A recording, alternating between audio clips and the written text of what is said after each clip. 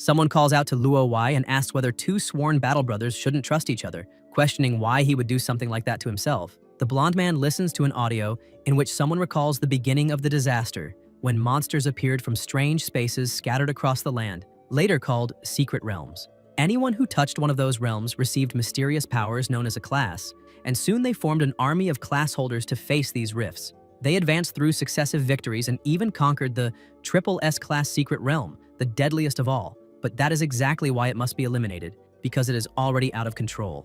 A powerful class holder can shake the Empire's order, and anyone above triple S becomes the most dangerous enemy, since only the royal family should hold absolute power to ensure stability. A boy shouts in revolt, asking if that is the reason for eliminating his family and their own squad. A voice replies that it is done for the Empire's balance, and the boy calls for Luo Wai the moment a devastating blast blows the place apart. In another region, someone beside a horse near the water comments that he had tampered with the armor earlier, and when it exploded, a composite poison would enter the wounded, and after a triple S level war, they would have no strength left to resist. He even brought an entire army and says this is his way of paying respect. A boy remembers his brother and thinks that promise of eternal brotherhood was nothing but a farce, just an illusion of trust. The system warns that the hidden skill Mirror World meets the activation requirements. Decades later, boys tie up a young man wrapped around a door and hang him on a tree, asking if he is pretending to be finished off. They start beating him and complain that his almost fainted face is irritating, while the protagonist tries to explain that he wasn't pretending until he's pushed underwater again. They laugh and promise that if he pretends again, they will teach him an even worse lesson, saying his expression is funny and that they will pull him up and punch him a few more times. Under the water, injured, he wonders why he is always treated that way until he notices a new sound. Someone approaches ordering them to stop, warning that he could lose his life. The bully says that if that is happening, he can just use a healing spell, and comments that his class wasn't Chanter. Then he stares at the little boy and says he is fake because he was the one who led everyone there, and if the protagonist loses his life, it wouldn't be his fault. He asks if the kid also wants to be drowned, and the small boy replies he only did that because of him. The bully mocks him, saying the punching bag now has its own opinion. When he raises his hand to attack the child, a strange sound echoes and an intense light bursts across the area. Frightened, they run and ask how a secret realm appeared there, saying that this new domain is not something they can handle. The little boy looks at the protagonist still hanging and runs to save him, but monsters start being summoned. The boy tries to undo the rope until a monster approaches, but someone pulls him back.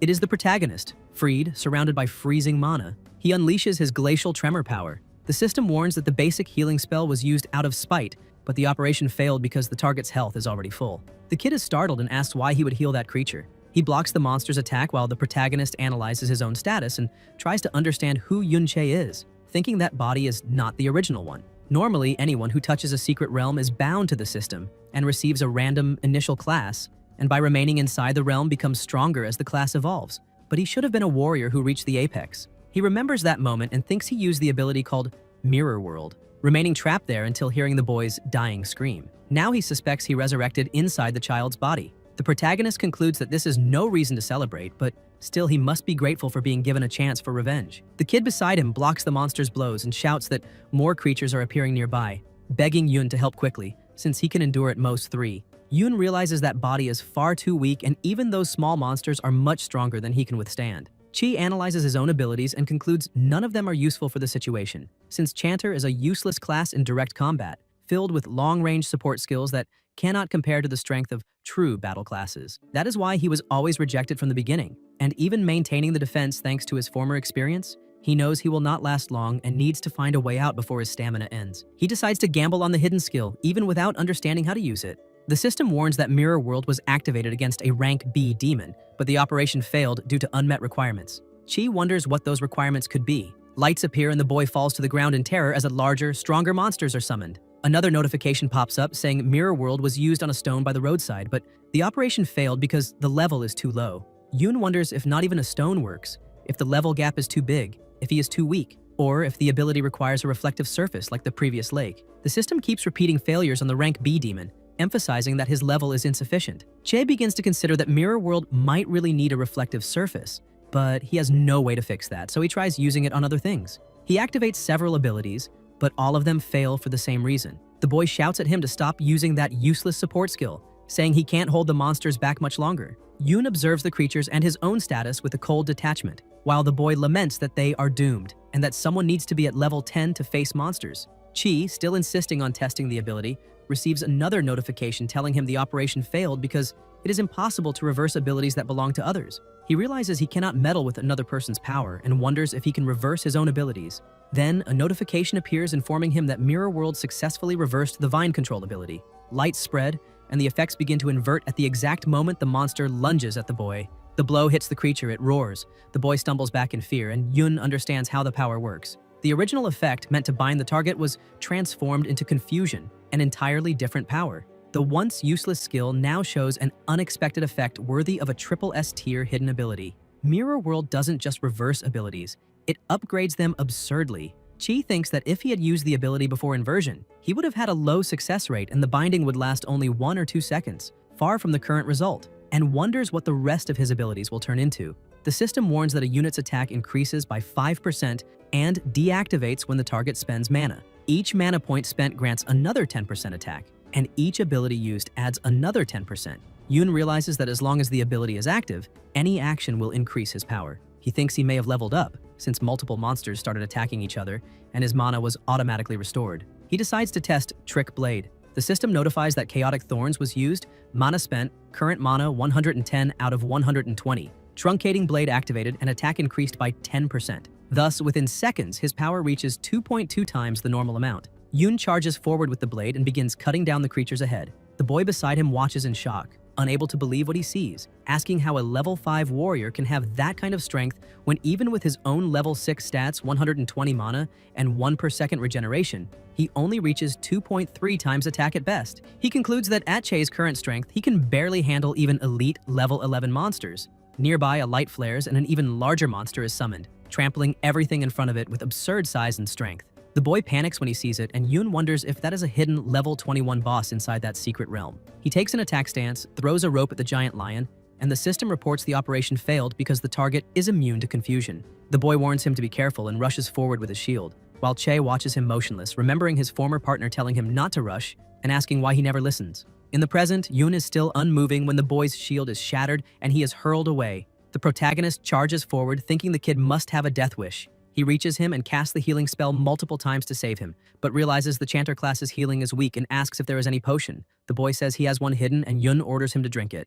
Che looks around, understanding he has no way to fight that boss now, but the majority of the smaller monsters are nearly finished, and tells Chaoji to wait there for a minute. Chao doesn't understand until the protagonist moves with speed, slicing down all the monsters around with his ability and leveling up as he finishes the smaller creatures. Yun calculates that to defeat the boss he needs at least 400% attack. But Trick Blade lasts only 1 minute, and he will have to cast Chaotic Thorns 40 times in 50 seconds, as well as reach at least level 10. Chao watches in terror as the giant lion charges toward him. Che approaches, sees his boosted attributes, and says that now it's more than enough. He then unleashes his power, releasing an extremely loud sound, and rushes forward with his blade, slashing the lion again and again. The creature roars, opening its enormous jaws, but Yun keeps attacking without stopping until he finishes it off. Chao is stunned, asking if he's dreaming and whether a level 5 chanter just defeated an entire newly formed secret realm alone. The system displays the protagonist's data and confirms he eliminated the secret realm's boss. Chao asks if it's really him and how he suddenly became so strong. Yun calls him and asks what relation he has to Benben. Z is startled and asks how he knows his great-grandfather's childhood nickname. Chi thinks about the term great-grandfather and realizes that Boy is Benben's great-grandson, the same boy who was mocked in the past, and wonders if everyone he once knew was eliminated by Luo. He comments something about the great-grandfather, but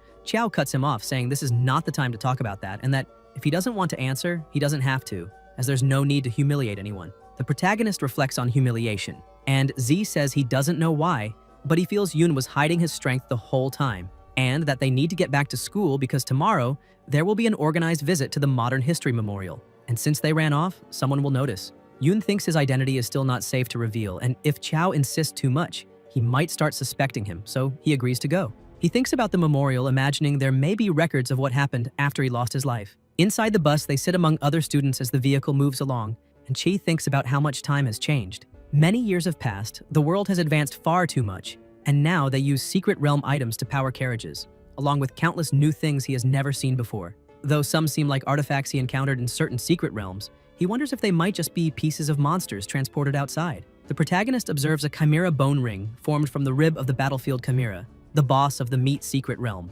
capable of grafting the creature's limbs onto its user. He remembers the chaos caused by the secret realms, especially when that terrifying Triple S domain appeared and sent everyone into panic. At that time, King Luo Wei personally led the professional army into a campaign, and despite heavy casualties, they managed to conquer the secret realm. However, shortly after, a carefully planned rebellion occurred, and everyone knows the main culprit. Yoon thinks about how equipment and skill books can be stored in the inventory and even bought or sold outside the secret realm. But objects that cannot be stored should disappear along with the domain after the boss is defeated. And he wonders what really happened after his own execution. When the bus stops, the students get off and find themselves before a statue. The instructor explains that the figure before them is the supreme ruler of the kingdom, the emperor who ended the disasters caused by the secret realms, Luo Wei. He says that, as many students know, more than 50 years ago that place was the battlefield of the famous Rebellion War. Yun Che, the one the king trusted deeply, was responsible for the betrayal. The protagonist thinks that that's how everything happened, that they had clearly cleared the SSS secret realm and yet were ambushed by him. The instructor comments that no one can imagine the pain of being betrayed in a divine moment,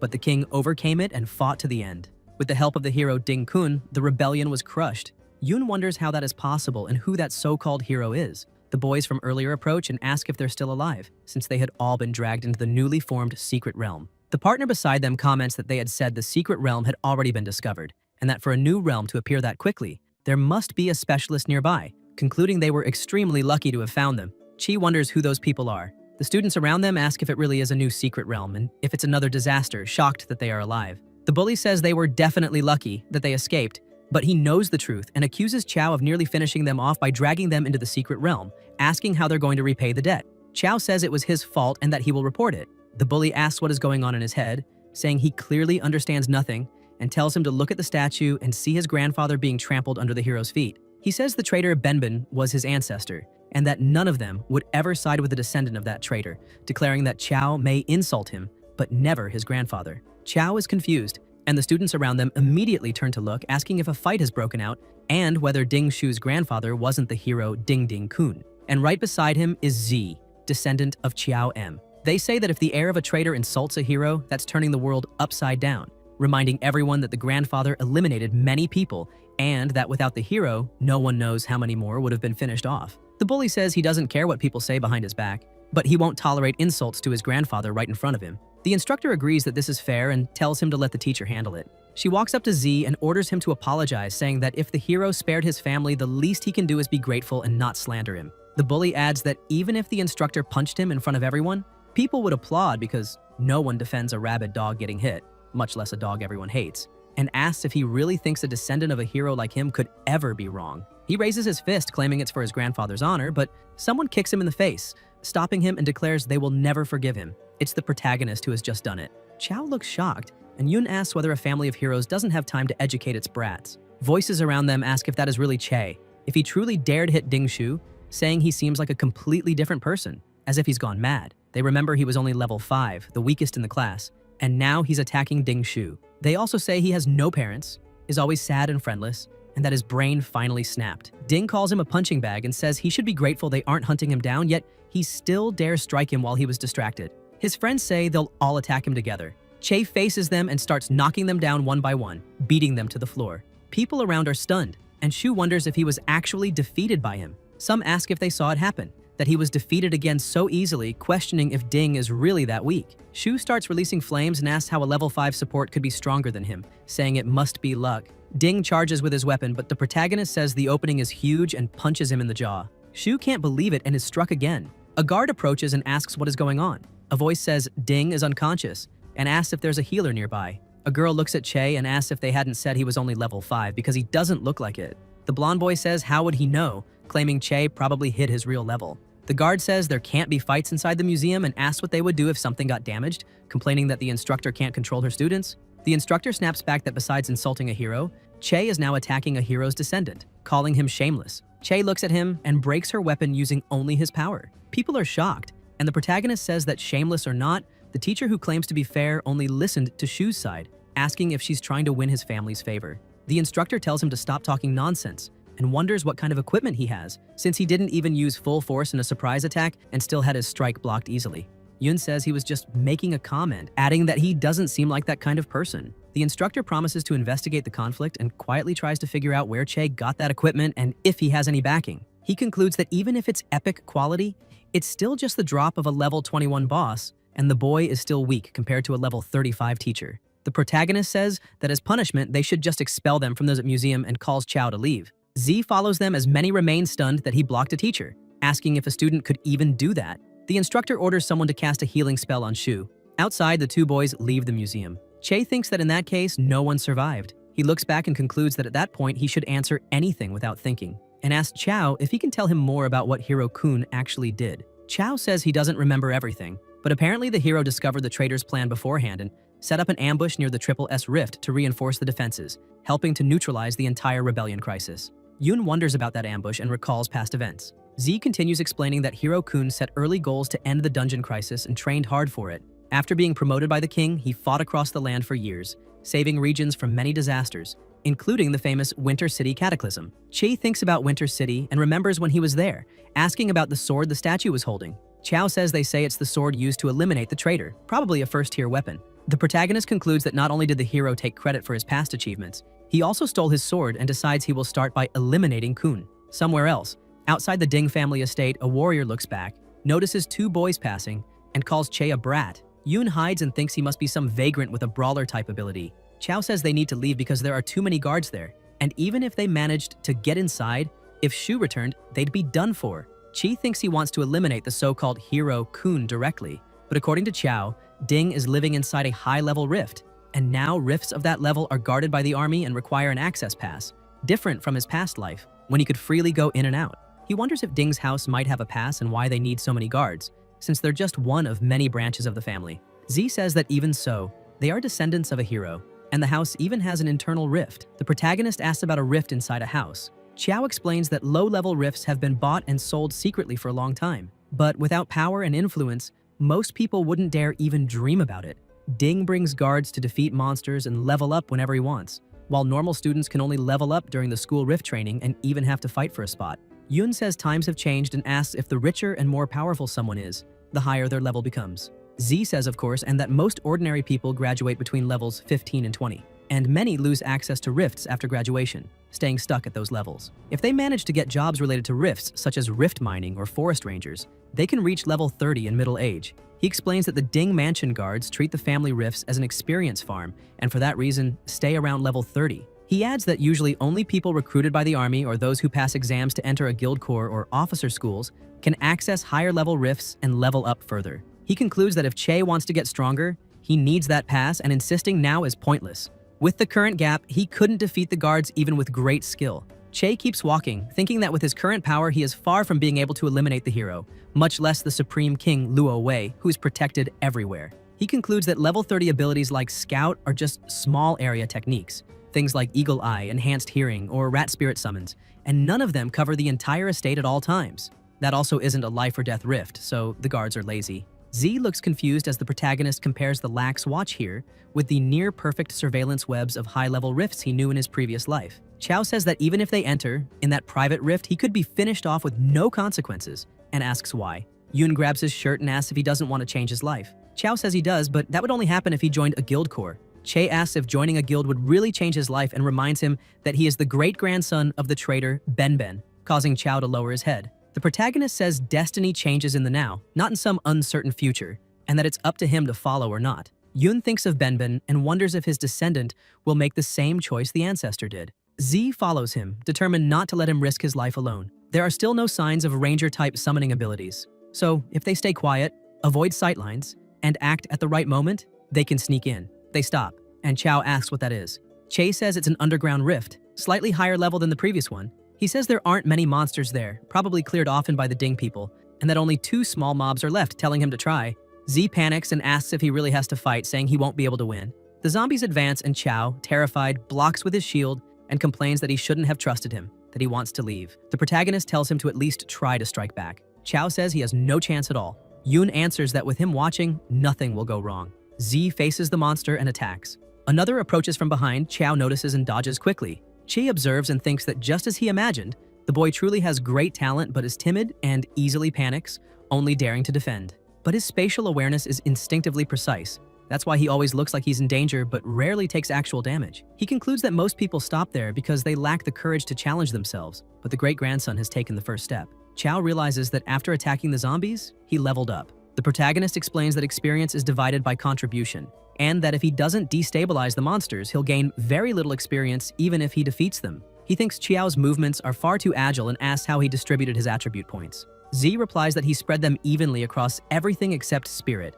Yoon asks if shield bearers don't usually ignore agility. Qiao says that if he ignores it, nobody will want him on the school team because no one wants to wait for a slow tank. By the time he arrives, everyone else has already finished all the mobs. Chi sighs and says he needs to think long-term because all advanced classes at level 60 have attribute requirements, such as Fortified Bastion needing 60 vitality and 90 defense, and he can't distribute points randomly. Chao says most people only reach level 40 in life and asks who plans for level 60, saying that's something for S-rank people. The protagonist taps his shoulder and says that from now on he can start thinking about S-rank. No, something far above S-rank. And he thinks he also needs to plan his own class advancement. His support class only had impact thanks to Mirror World, and unless something unexpected happens, it will eventually change. Yoon looks at Mirror World and wonders if it can also level up. The zombies approach and Che cuts them down with the trick blade. One of them tries to hit him again and the protagonist dodges, thinking it hasn't been finished yet. Yoon counterattacks and realizes trick blade is powerful but not suitable for long battles, as his stamina can't handle prolonged combat.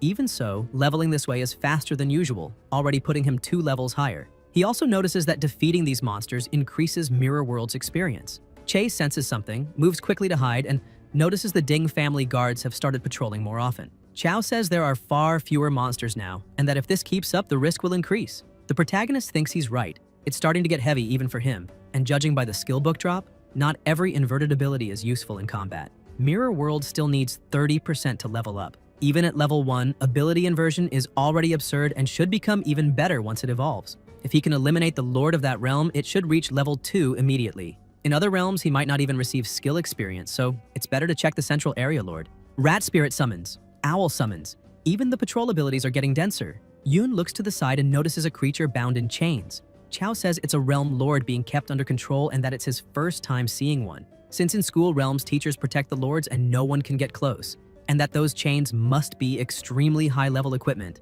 Chi watches a guard nearby urinating and leaps toward him, thinking he should eliminate the guards first. The guard is crippled and the protagonist walks up, saying he will interrogate him now and collect information, ordering him to answer honestly. The guard, collapsed, begs him not to do it and asks what he wants to know, promising to tell everything, saying the Ding family doesn't pay enough to die for them.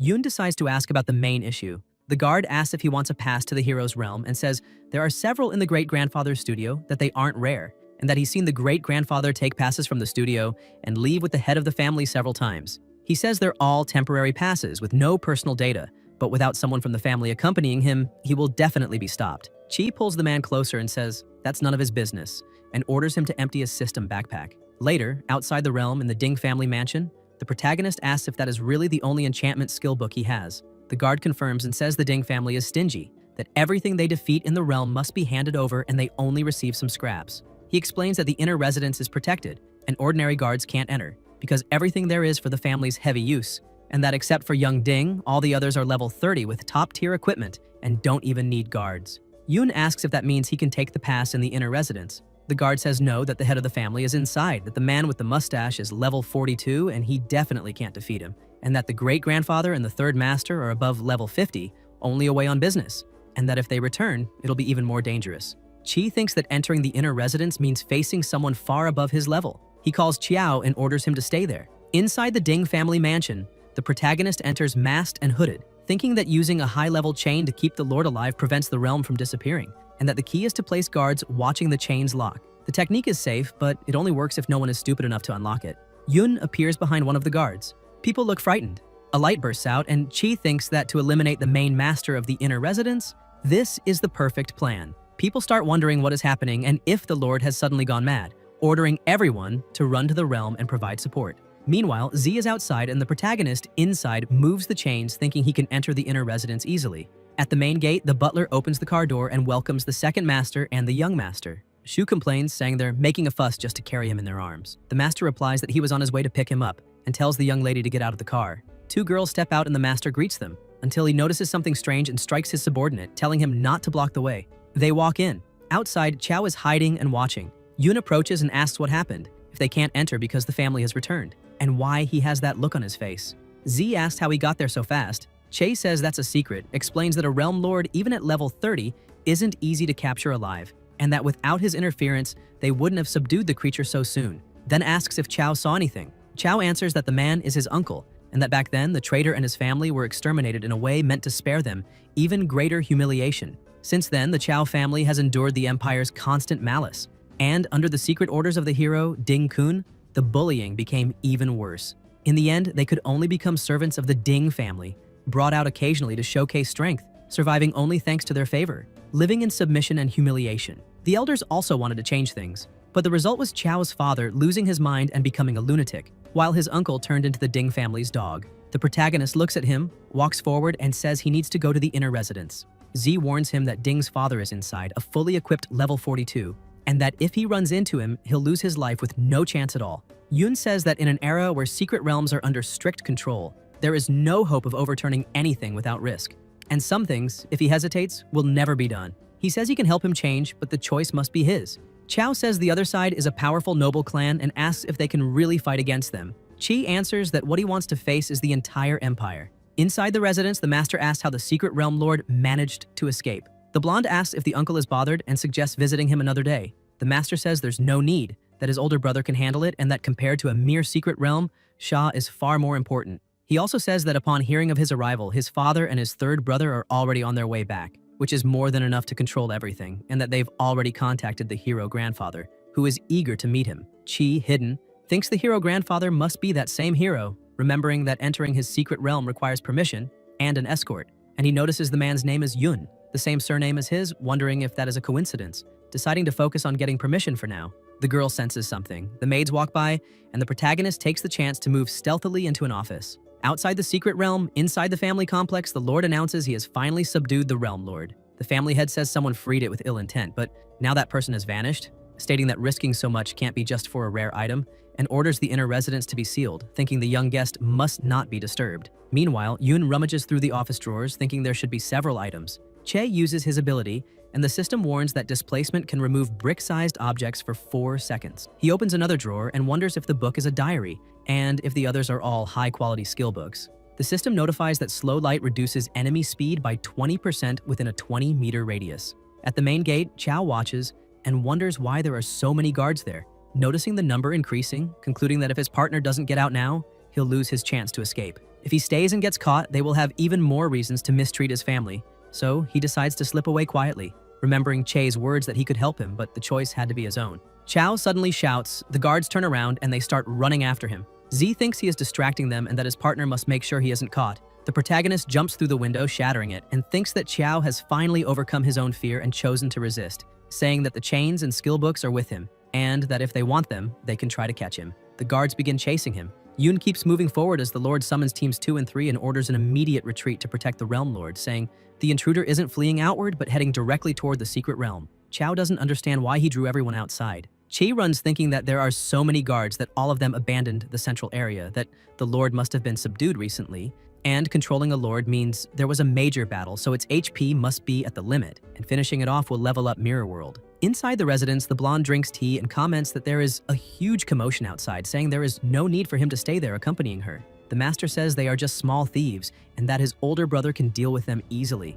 Outside, the guards complain that they are too slow. The Lord bursts forward at high speed and orders archers and fighters to follow him in pursuit of the intruder. The protagonist notices they are getting closer and thinks that every time a class levels up, it gains 3 attribute points, and he invested more than half into agility, besides having a skill that increases his own speed. Around level 30, only thieves and archers could keep up with him. The Realm Lord is tied down by a seal and fears being hurt, and as expected, this is the moment when it's weakest, requiring only full force to finish it with a single blow. The mage spots Yun and orders the group to form up. He rushes and activates Chaotic Thorn. The warriors look surprised and ask what that ability is since they've never seen it, commenting that it's some kind of abnormal status effect, and although humans are less resistant than monsters, inflicting status is still not easy. An explosion occurs and a voice asks how that is possible, saying the skill rate is absurd.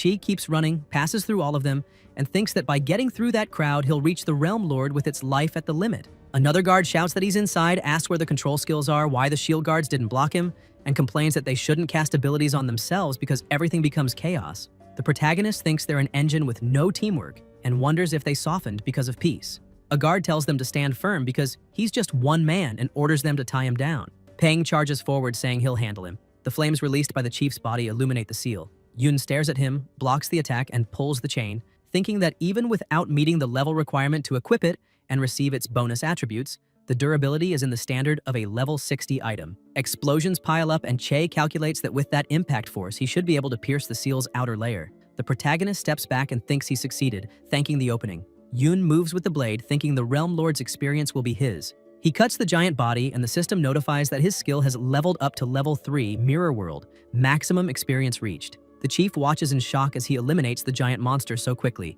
while Yoon calmly taps through the interface checking Mirror World. Peng tries to attack him, but they realize he vanished. Yoon is teleported somewhere else, wonders what space that is, and whether it's a world inside the mirror, noticing everything is flipped left to right compared to the real world. He believes the guards there are only illusions. Che picks up a stone and notices it isn't an illusion, wondering if it can be taken out, thinking that with the skill at level 2, he might be able to bring objects from Mirror World outside and that the system must have changed somehow. The protagonist looks at the list of abilities and wonders about the inactive ones. The system notifies that main body skills have not yet been learned. Yoon deduces these are the inverted forms of all abilities but must be learned in the real world, first to activate the complete versions, concluding that ability inversion at level 1 is only a weak version of level 2. It seems he can now pre-select strong combinations to plan his progress. Che looks to the side and wonders if that is a soul and if there are others. Skeletons appear and the protagonist wonders if they were turned into undead. He raises his blade and cuts them easily, finding them weak. The system notifies that the undead contract can seal that soul, and once contracted,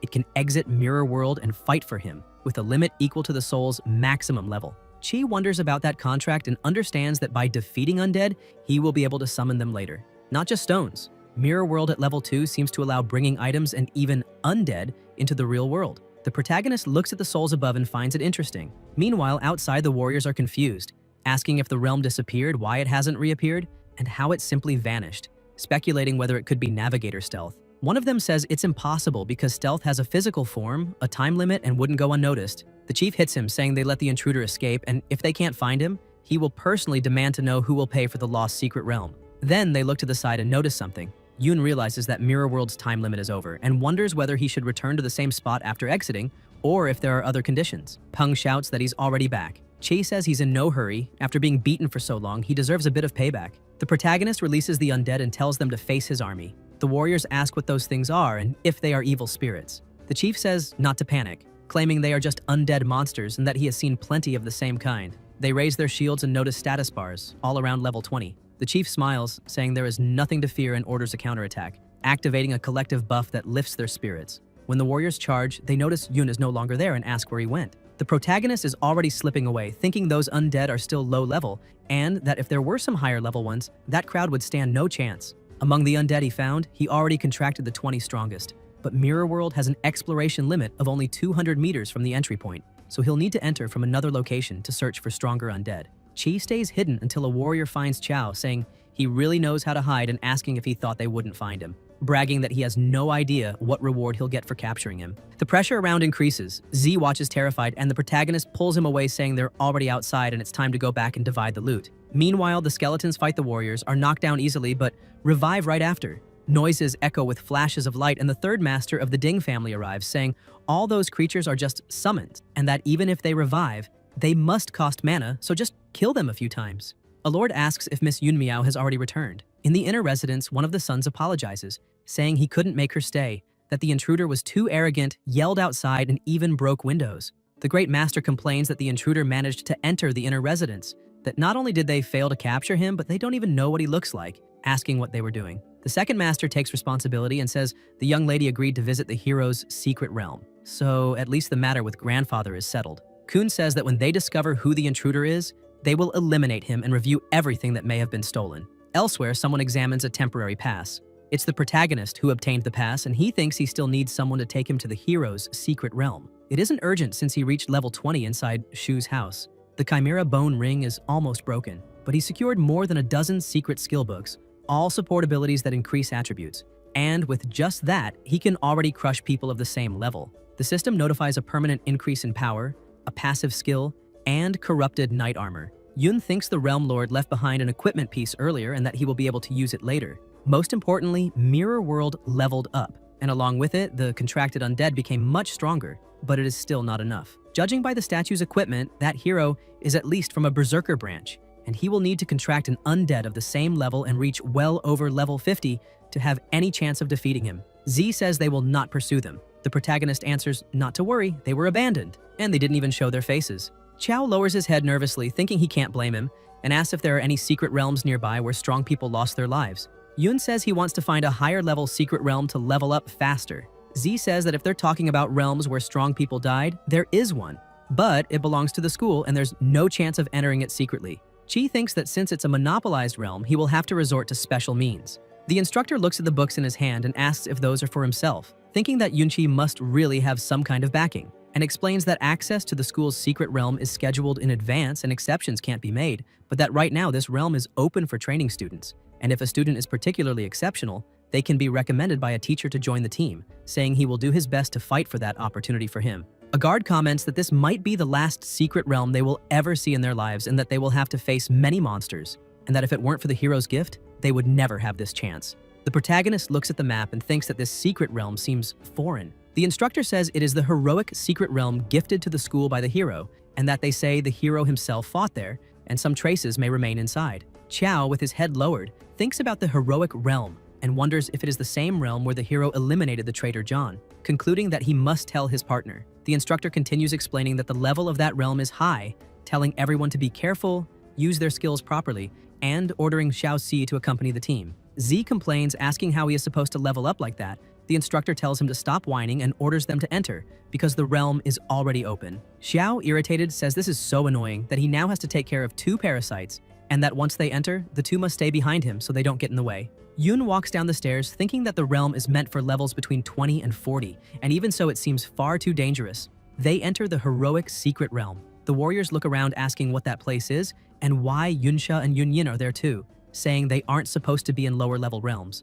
Z complains that even those 2 lower level girls showed up there as well, and that if Yunsha and the other one stayed by his side, it would be great, because he always feels more motivated around girls. Maybe he could even try something. The knight cuts off his fantasies, telling him to stop dreaming, reminding him that they are above level 30, far above him, and that they must be begging to get carried, adding that he is nowhere near their level. Xiao says he knows and looks to the side. The 2 girls walk straight toward the protagonist. He finds it strange and wonders who they think he is, remembering that one of them was a guest of the Ding family, someone with high status, and tries to understand whether they knew the original owner of that body or if they're defending Ding. Yunyin says she saw him at the memorial yesterday, praises his movements, and says his voice is quite unique. Che, still confused, wonders if this is just casual conversation. The blonde approaches, saying that's why she recognized him so easily, even with the sound of breaking glass.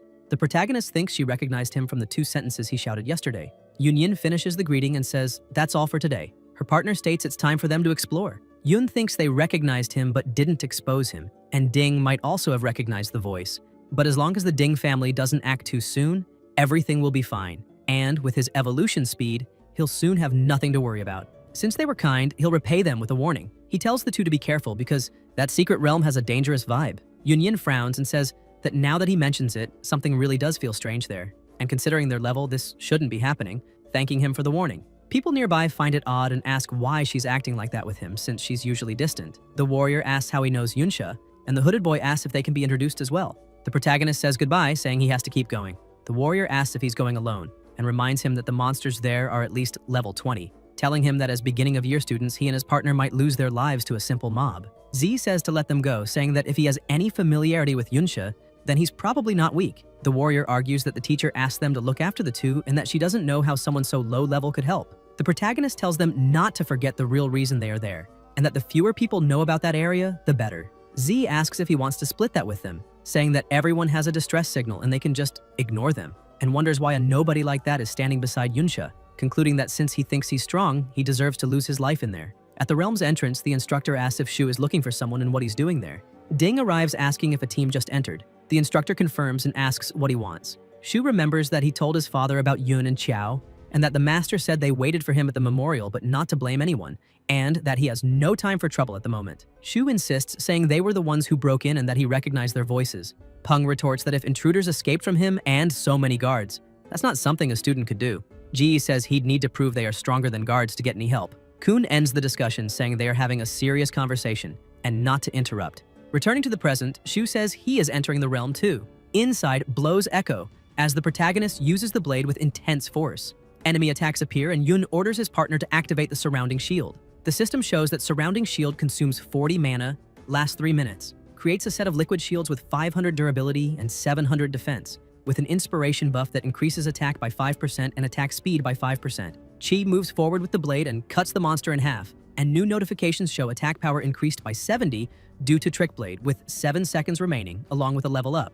Z gets excited when he sees he also leveled up once more. The protagonist thinks that among the skill books obtained from the Ding family, there were surrounding shield and encouraging shout, practical abilities that his partner can already use at his current level. Although the monsters there are a bit stronger, having reliable support helps a lot. The teacher had mentioned that there is a rare monster in that realm, the Obsidian Beast, which can drop a support skill called Gravitational Pull. The system displays the list of possible skills: Phase Technique, Invisibility, Featherfall, Poisonous Milk, and Gravitational Pull. Yun thinks that that was precisely the mandatory skill he had marked in the mirror world. He also thinks about the undead and where those strong ones might have lost their lives in that secret realm, hoping to find them in the highlands.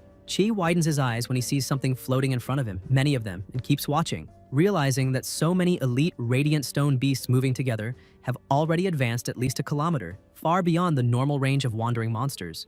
Rare monsters in secret realms do not respawn in fixed places and roam everywhere, being much stronger than common monsters.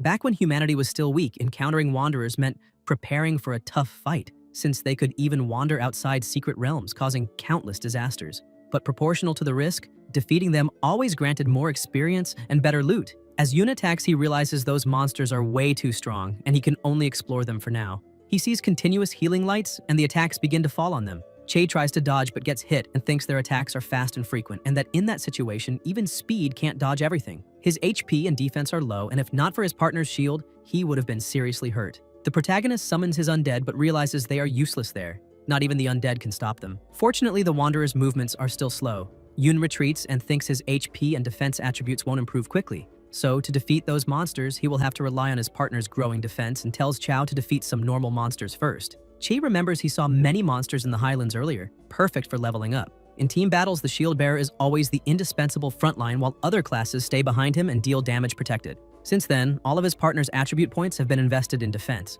combined with the armor looted from the Ding family guards. Now he at least has the basic abilities of a good shield bearer and can already block attacks from level 20 monsters. The protagonist tells him to lower his body, stabilize his stance, and rotate the shield toward the impact. Chao does exactly that and says durability dropped less than before. Yun warns him to pay attention to the second attack. The monster hits Z and sends him sliding across the ice, and Che immediately slashes the monster, saying it's necessary to stay aware of the next attack and not overswing the shield, leaving room to react to the next heavy blow, staying alert but keeping the body relaxed until the exact moment of defense. He keeps guiding him, reminding him that a shield bearer must always be aware of the allies behind him. Chao smiles. They block more attacks, and the protagonist says to remember that when the difference is small, technique determines victory or defeat. Yun sees that Z leveled up and can now face enemies with confidence, gaining even more experience. Z reaches level 15 and finally learns a new skill. The system notifies that the shield plating skill book adds external plating, increasing durability by 400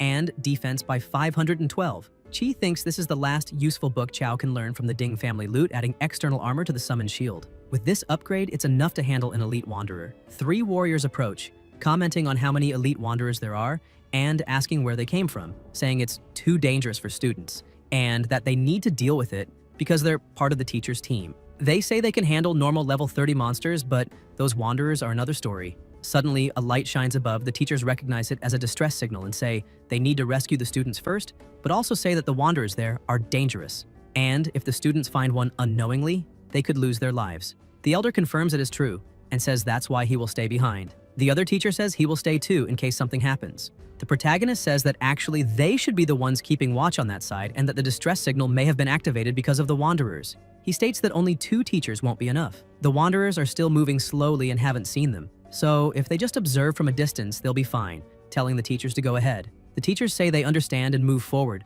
warning that those monsters are extremely dangerous and that they must not act on their own, telling them to hide well because if they are seen, they won't escape. Yun replies that actually it's the monsters who won't escape. Chi releases his undead, but they are crushed by the wanderers, far too strong to be blocked. The protagonist charges forward with speed, approaches the enemy and cuts it in half, eliminating it. Yun thinks he successfully took down a wanderer and is adapting more and more to that class. But compared to his previous life, he is still far from it. Even though the use of inverted abilities greatly increases his attack, his base is still a support class, and his natural attack remains low, and he thinks that if he could raise his attack power a bit more, it would be perfect. The system notifies him about the rat and hostage eradication squad. Soldier's Oath. Chi thinks he leveled up again, as expected from an elite rare monster since the experience gained is extremely high and the system tells him to pick up the dropped items. When the smoke dissipates, several notifications appear and the protagonist looks at a high attack weapon, thinking it fills exactly the gap in his base attack and will make battles much easier. He regrets that gravitational pull didn't drop, it seems the drop rate is low, but if he gets lucky again and finds more wanderers, he might obtain it. He notices that this is not the same place as the previous distress signal and wonders if this time it is a special signal used only by teachers. The teachers watch from afar and ask why 50 wanderer types are gathering there. A massive herd of monsters appears. Yunsha comments that it's strange for so many monsters to gather at that point and asks what happened. The teacher replies that they don't know, they only followed the signal to help and that it came from the cave, so the students are probably trapped inside. He explains they are organizing a rescue, but there are too many monsters and even all the teachers are not enough. He says that if the two of them can also help, it will be perfect because it is their duty. The blonde summons a star, releasing a wave of power that boosts everyone's mental power and attack. The people say that buff is absurdly strong, at least epic. Attacks start being released and Union also uses her power, surprising everyone with her strength. And then they say that with them, it will be possible to rescue the students inside the cave. The protagonist watches from afar and thinks that not only is their equipment top tier, but their skills as well, and that even without him, they will be able to deal with everything. He wonders what exactly is happening in there, what could cause so many wanderers to gather, and then says he will go inside to take a look, telling his partner to stay with the others. Yun walks and realizes the whole cave is made of crystals, all reflective, which means he can enter the mirror world. He thinks he still hasn't had time to figure out the mechanism for returning to the real world. Since yesterday at the Ding residence when the time limit ended, he wasn't able to enter again. He wonders if people have reflections and monsters don't, but monster corpses remain intact and also have reflections. He thinks maybe he is the only living being with physical form inside the mirror world. Looking deeper, he sees that the students seem to have intentionally activated the wanderers and then signaled for help, using the narrow terrain to resist and stall for time. For now, they are not in immediate danger. He wonders what in that place could attract so many wanderers and realizes it is hard to distinguish pathways with so many crystals around. Looking more closely, he sees something ahead and notices that there is special crystal ore there, understanding why Z and the others ended up in that cave. Unlike common crystals from the outside world, secret realms produce unique raw materials used by professionals to create equipment, accessories, and special items. And that ore is exactly that, worth much more than gold. The system notifies mirror crystal ore, saying it can be taken to the real world. Yoon thinks about returning to the real world through that surface and concludes that as long as something reflective exists, he can return through it. He thinks that ability still has a lot to discover and that he will need time to study it, but for now, he will continue exploring. He sees the absurd amount of ore and concludes that if someone managed to mine everything, they would become a billionaire, and finally understands why so many wanderers were attracted to that place. Yunyin advances while attacks emerge from the other side and activates dual-edge dance. At the same instant, her partner releases Star Rain, creating a shock of lights that leaves everyone around completely stunned. People watch every movement and ask if their abilities are really epic level or something even higher, trying to understand how they can be so powerful and even commenting that they easily surpass the teachers themselves. The two keep attacking without pause, cutting and tearing monsters into pieces, and even with the battle ongoing, everyone still shows surprise. The mage comments that they are finally saved, while Z admits he thought he was going to die right there. Yunyin, however, warns everyone not to let their guard down, saying they still need to clear a path if they want to get out alive. Yunsha says it's easier than before, but when she looks to the side, she sees everyone frozen in fear as they spot thousands of monsters ahead. And someone asks if all the wanderer types in the secret realm were attracted to that one place. In the mirror world, lights begin to shine and pieces of stone fall from above as the protagonist looks up and sees a giant glowing flower. Yoon wonders if that is the hidden treasure of the secret realm and concludes that if the crystal ores are special products of this place, then that crystal core must be the final form, the crystallized essence that gathers everything. It is something that takes a long time to appear and might not show up even in a lifetime, which is why a hidden treasure always possesses unique and extremely valuable functions. It increases attributes, reduces damage, accelerates mana circulation, allows faster accumulation of trick blades, increases magic resistance, and even offers around 20% reduction against light electric damage, something almost impossible to find even in top-tier equipment. However, just as crystal ore attracts wanderer types, a hidden treasure should attract a creature even more powerful than all those that have appeared so far. Meanwhile, on the other side, everyone is terrified by the echoing noise, something heavy moving among the rocks, until a colossal monster appears. It is the wanderer-type lord, a rare hidden boss that appears regardless of the natural lords of secret realms. and whose strength far surpasses any common lord, far beyond what teachers and students can handle. A voice asks why a monster like that would be in a school's secret realm and says that if things continue like this, everyone there will die. Yunsha assesses the situation and orders everyone to stay calm, saying that now the most important thing is to escape together. She points to the canyon and states that it's possible to leave the basin through there, and that once they are outside, it will be much easier to escape. So she orders everyone to attack with full strength in that direction. The professor, surrounded by mana, says that at the very least he needs to get the students out and that he will go first while the others rotate the lead. The warriors attack the boss, creating strong impacts and flashes of light, but some are already getting surrounded by monsters and raise barriers to block strikes until the Lord lifts its head and releases a thunderous roar, a war cry that reorganizes all surrounding wanderers. The monsters become more alert and begin attacking together with much stronger blows. A warrior's shield is shattered instantly, and he says their attack power increased too much and he can't heal fast enough. An old man beside him is hit repeatedly and cries for help, while a desperate student says the professor was killed. Yunsha, already in combat stance, orders shield bearers to the front and tells the healers to prioritize the shield users, realizing that everyone has spent too much mana already and now can barely stand, while the Lord hasn't even truly acted yet. A nearby warrior says that at this rate they will never break through and decides it's better for everyone to try to escape on their own, running straight into the monsters. The blonde tells everyone not to follow him, explaining that stealth won't last long enough and he won't get out of there. Soon after, a very loud sound fills the area as the Lord releases an intense glow, revealing its true power. The blonde dodges by a hair and says the monster almost turned him to ashes. When the smoke dissipates, the knight observes that the attack destroyed the canyon as well, completely eliminating their only escape route. The monster's light grows brighter and the knight believes it's over, feeling that his turn has come. The girls move forward and activate their shields while the system displays the defense stats, and Yunsha orders those with high strength to hold the line, explaining that the shield is level 70 equipment, sturdy and reliable, but difficult to use properly due to its level. Z, terrified, asks why the school's secret realm would have a monster like that. The blonde looks to the side and thinks that he fought so hard to save everyone earlier, and wonders if now everything will be wasted, imagining that at least those two kids probably didn't come and aren't involved at the moment. When he looks again, he realizes the boy standing there is the student from the back row and asks why he shouldn't be on the other side of the valley, unable to understand how he ended up near the fight. A voice shouts for caution and Z summons his encircling shield, but the blonde is struck in the arm and assumes the defenses around them were broken first since no one was left to stop those wanderer types. Chow blocks another attack from the monster and the blonde watches in shock, thinking he had no idea that kid had that much power, especially now that all the shield bearers' shields are destroyed. Z's shield also breaks and he ends up injured. The blonde thinks there's no way to save anyone anymore. The protagonist approaches, cutting the monster to pieces. The blonde stares, stunned, and Yoon comments that his partner performed well. Chow is on the ground but smiles upon seeing him, and Che tells him to leave the rest to him.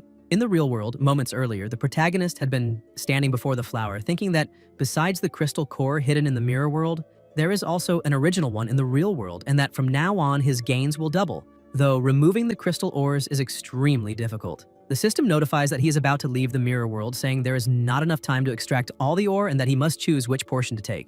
Yoon thinks that even a single crystal requires around 10 minutes inside the mirror path and decides to take only the mirror core, the most valuable one for now. The pressure rises, Che feels a tremor, and wonders if something happened. The protagonist moves forward and thinks to check whether he can return to the mirror world in time. Yoon walks across the surface and realizes that while time flows there, he can freely enter and exit, and when all the time is used up, the cooldown begins. A massive attack erupts, and Che exits the mirror world, facing numerous monsters. The protagonist wonders why there are even more enemies, since even if drawn by the crystal ore, this quantity is unusual. He recognizes the presence of another Wanderer Lord and thinks that his partner and everyone else are in danger, since he can enter and exit the mirror world to try helping. Yoon then appears again in the real world, coming out quickly, and notices that this means he can dodge attacks far more easily. He is level 24 with 140 total mana and magical recovery of 2.6 per second, thanks to the core's bonus, allowing him to raise his attack power to around 330%. It's impressive, but against a Wanderer Lord even stronger than a domain boss, he will still need to reach at least level 30. In the mirror world, Che thinks he still has a path to follow. The knights move, and outside the mirror world, the protagonist cuts another monster and tells his partner he did a good job and can leave the rest to him. Yoon enters and leaves the mirror world while Che continues attacking the monster and asks anyone with support skills to cast buffs, saying he will deal with the Wanderer spawn. Yunsha releases her magical star trick. Z activates his shield ring type armor. The protagonist keeps advancing and destroying enemies, thinking that there really is an absurd quantity of them. But after using the crystal core, his HP is many times higher, and light electric damage is reduced by 40%, so he is no longer in immediate danger. The problem is that these monsters are immune to confusion, otherwise he would eliminate them much faster. People look on in shock, asking if they are seeing right and why his status bar is so high, commenting that he moves far too fast. The blonde watches and thinks he truly is strong and that he worried for nothing earlier. With his blade, Yoon executes rapid movements and thinks that with so many rare monsters together, it's much easier to level up. Yooncha watches and admits she thought he was just a bold thief, but realizes his strength surpasses her expectations. Yoon Yin is also surprised as Che eliminates monsters and levels up, and someone asks if that guy is even a support anymore because he's way too strong. The blonde says he's seen him before and believes he's just a student, leaving everyone even more shocked. The boss starts emitting a very loud sound and the warrior warns that this is bad, he's about to attack again. The boss releases an extremely powerful strike. The protagonist manages to dodge by instinct and thinks that even now, if he were hit, he wouldn't survive. And now the boss is moving, and once it gets close, even those two shields will not be enough to protect them. The blonde notices there are fewer monsters ahead and says they need to move quickly through to the other exit because when the Wanderer Lord approaches, it will be too late. He knows that no matter how strong Yoon is, there is no chance of facing the Wanderer Lord directly. The warrior comments that those two shields are hard to move, and if they cross now, they will be completely exposed to attacks. People talk among themselves until Yoon says to leave it to him, stating he will attack to draw the aggro and that they should use the chance to escape. The blonde asks about him, and Che thinks that if they don't deal with the Wanderer Lord now, it will gather every monster in the domain and could reach the outside world, remembering that almost all major past disasters were caused by Wanderer Lords. That's why he decides to stay and eliminate the monster. The blonde starts running and tells everyone to flee quickly, saying that no matter how strong that boy is, surrounded by so many monsters and the Wanderer Lord, he will inevitably run out of strength. And if they escape fast, he will also have a chance to survive. The warrior asks if he didn't say he would kill the Lord, and the blonde replies he only said that to calm everyone down, because that thing is truly a Wanderer Lord. Chow looks back feeling frustrated, realizing he can only run and hoping his partner won't put himself in danger. Meanwhile, the protagonist keeps attacking monsters and leveling up while entering and exiting the mirror world. Yoon moves toward the boss and realizes its defense is extremely high, and the little damage he manages to cause is instantly restored by the creature's recovery ability, concluding he still needs to grow. He notices the crystal on its head and thinks that must be the core, the real weak point, but admits his attack power isn't enough yet. Che slices off a chunk of the monster but notices his buffs are ending.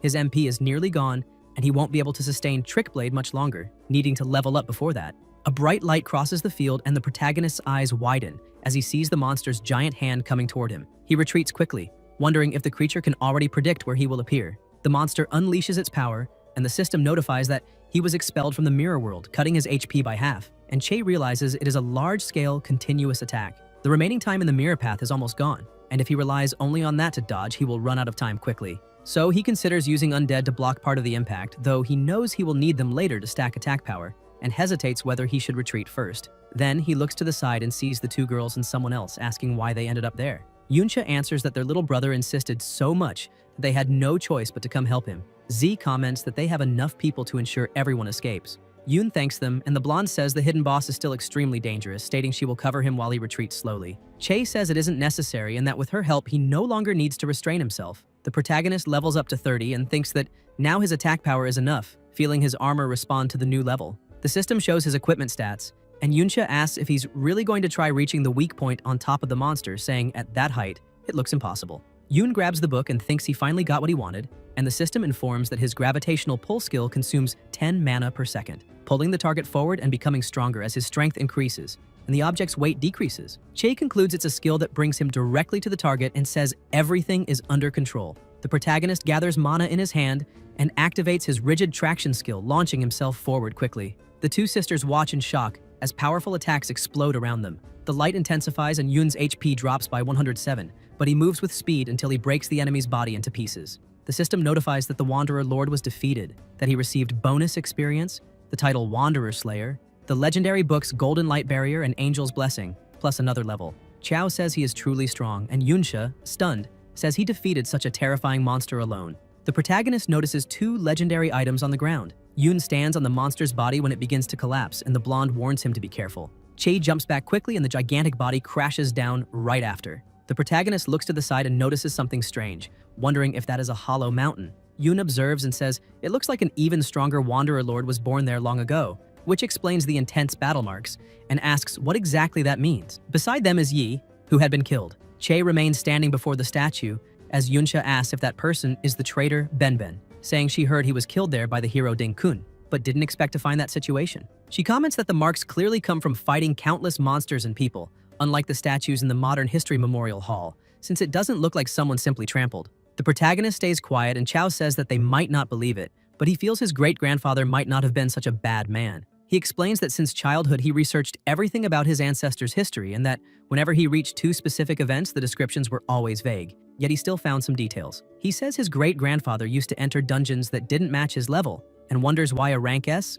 a professional above level 60, would enter a low-level dungeon. He concludes it's because that dungeon could produce a Wanderer Lord. He explains that Wanderer Lords are the source of catastrophes that cause monsters to leave dungeons, and remembers that in the past, since there weren't enough armies to stop the monsters from roaming, they depended on strong and responsible professionals to clear dungeons regularly, and that his great-grandfather did exactly that, coming to extinguish disasters early. He says that many think he's imagining things. Even his family says he's just seeking comfort, so he reads between the lines. Yoon places a hand on his shoulder and says he believes him, while the two girls watch and everyone stays in silence. Che thinks that Ben truly didn't seem like that kind of person. The protagonist remembers when they were kids, and Ben said he didn't need a master and that the old man should retire early, and also remembers when monsters were about to kill him, and Ben asked his master to save him, and after being saved, asked who asked for that and told him not to do it again. Later, when they were older, Ben asked if he had been discovered again, saying he was the type who trained in secret and then showed off. To ease the mood, he commented that the dungeons he visited weren't life-threatening and asked why he had chosen Sword Guard as his class,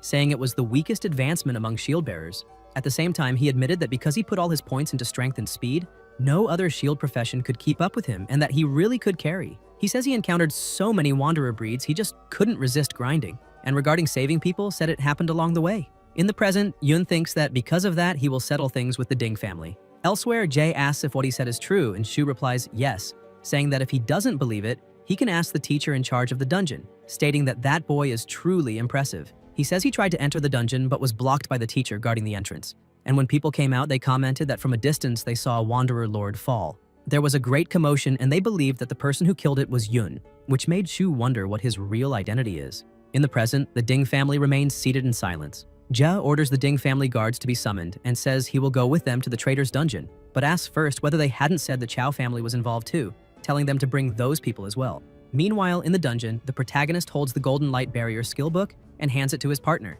saying he already learned the technique and that it has no level requirement. Yunsha asks if that really is a legendary skill and comments that he just handed it over like that, and Yoon replies that it's a skill exclusive to shield bearers, and he wouldn't be able to learn it anyway, maybe because his great-grandfather used that skill often. The blonde says he truly lacks no powerful skills since his techniques are already high level, but there's still a massive gap when compared to what he does, be it his sudden disappearance ability or his capacity to summon so many undead. Chi thinks about the summons and remembers that his undead are transformed from souls and that, besides him, other souls also go to the mirror world. The protagonist notices he still has time left inside the mirror and wonders if he can use it. Yoon looks upward and sees a knight. Yoonyin tells her sister that they need to leave, reminding her that she has the audience ceremony later, while Yunsha says obviously this is far more interesting and asks what he's doing since he vanished for so long and hasn't come back. Che remains in the mirror world observing Ben's spirit and says he never imagined they would meet again, that there are so many things he would like to tell him. A dark mist begins rising around Ben's spirit and devours it, making the protagonist step back as he thinks that Ben truly turned into an undead and that he doesn't want to fight him. Ben stares at him and old memories begin surfacing before them, making Yoon wonder if that is his experience. Chi keeps watching and questions why that stance feels so familiar to himself. Structures around them begin to crack with a loud noise, and the protagonist, not understanding anything, asks what is happening and calls out to him. Ben's spirit, now surrounded by a terrifying aura, charges forward to attack him. Yoon blocks the strikes and thinks this is only an instinctive battle, concluding he might need to retreat, but the system notifies that he cannot leave that area of the mirror world, and Che understands he has no choice but to fight. Meanwhile, on the other side, Qiao watches in fear. Jet arrives with his men and asks why he is alone there, insinuating that he noticed his attempt to run when he saw them approaching, and saying that would take half the fun away. Z asks why they are there and if they are also training. Jet tells him not to pretend and asks if he had not entered his house with Yoon to steal. Qiao denies it, saying he is mistaken, and Shu asks if he thinks they wouldn't recognize his screams. Z, nervous, starts sweating while Ge comments that it no longer matters, stating that he brought them a gift. Qiao grows even more frightened. His family appears beside them, the grandfather, uncle, aunt, grandmother, and mother. The old man orders him to kneel and apologize to the hero family. Z refuses, and the old man says that ever since he was young, he taught him to behave properly before the Ding family and orders him to kneel. Chow, irritated, asks if he wants the Chi family to be the Ding family's dogs for generations. The pressure in the area increases and a young man bows, saying that as descendants of sinners and traitors, being treated as dogs would already be a blessing. The old woman asks if he wants the entire family to be wiped out and tells him to think of his father, saying that in his mental state his mother is struggling alone to keep everything together. Z stares at them and tells them to look at the truth behind all of this, explaining that his great-grandfather entered that secret realm only to resolve a catastrophe early, and that he only sacrificed himself because so many attacked him back then. He says he spent his life gathering information about his great-grandfather but never had decisive proof, and now it is right there before them, saying his great-grandfather was not a villainous traitor. He states that the truth is completely different from the propaganda they spread, and that once revealed, his ancestor's name can be cleared and they will no longer have to live that way, insisting that the Ding family has no right to treat them like this, and that the families of his grandfather, uncle, and second uncle should not have been wiped out for it. G starts laughing and says that no matter how childish it sounds, everything he said is exactly how it is, and that what he says is true. He states that his great-grandfather was indeed eliminated in an ambush and was not actually a villain, but that his own grandfather rose to power because of that ambush. He asks who would care about that now, saying Ben was considered an imperial traitor and deserved to be vilified, and that they, as descendants of traitors, deserve to be treated that way. He says that the whole family knew about it and asks how he thinks those people he mentioned were executed. He then orders everyone to kneel. The Chin family kneels and the old woman, crying, begs Z to admit the fault and stop resisting, saying she does not want to lose her son after everything that happened to his father and that she cannot endure anymore. Chow remembers his mother's words telling him not to listen to them because he was the best. Shu smiles and tries to kick him, calling him slow and ignorant, telling him that whether he wants to or not, he will kneel. Z grabs his leg and throws him violently to the ground, saying he will never kneel again. Shu sighs, grabs his weapon, and asks how he dared to cut him, saying he will remind him how a punching bag is supposed to behave. Chow reacts faster, strikes Shu, and leaves him stunned, not understanding how that was possible. Z calls out to his mother and says they are true descendants of heroes. Chow lands a punch on his opponent and says they are descendants of heroes while Ge watches from the side. Shu, holding his head, asks how he could suddenly become stronger if he used to be nothing but a punching bag who had been beaten since childhood. Shu keeps advancing, trying to hit him in any way he can, but Z blocks and dodges every strike until he knocks his opponent to the ground. The family watches, and Chow states that he is no longer the person he used to be. In the mirror world, the protagonist faces his enemy and thinks that this is Ben's complete form, realizing that the difference between them is now enormous. If not for his defensive class and the fact that Ben lacks consciousness, he would have been completely suppressed already. Still, every combat technique was taught by him and he knows every weakness. But Ben has the defense of a post-level 60 class transfer, and even with stacked trick blades, he loses very little HP. A light appears and the incoming attack approaches. Yun activates his golden legendary skill, the light barrier, to block it, thinking the situation is troublesome as a massive impact erupts. Meanwhile, Shu gets up and keeps insisting on attacking him, but Chow strikes first and knocks him down again. Jie releases power into his hands and asks if he still can't beat that brat.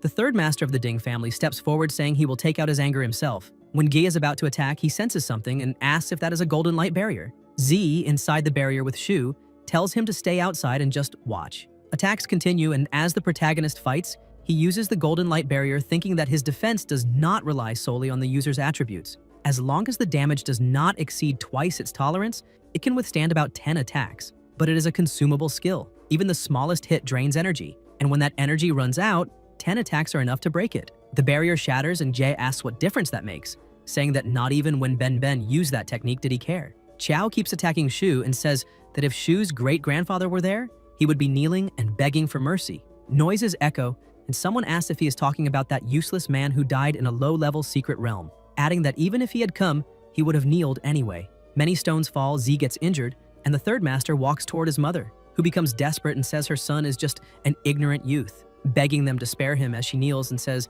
they can do whatever they want with her. G becomes excited upon hearing that and asks what the brat thinks of that, saying that if he does not kneel, he will cut the mother, but then says to forget it because there are many people he can cut. Chow tells him to wait, and a massive impact occurs, making Z widen his eyes.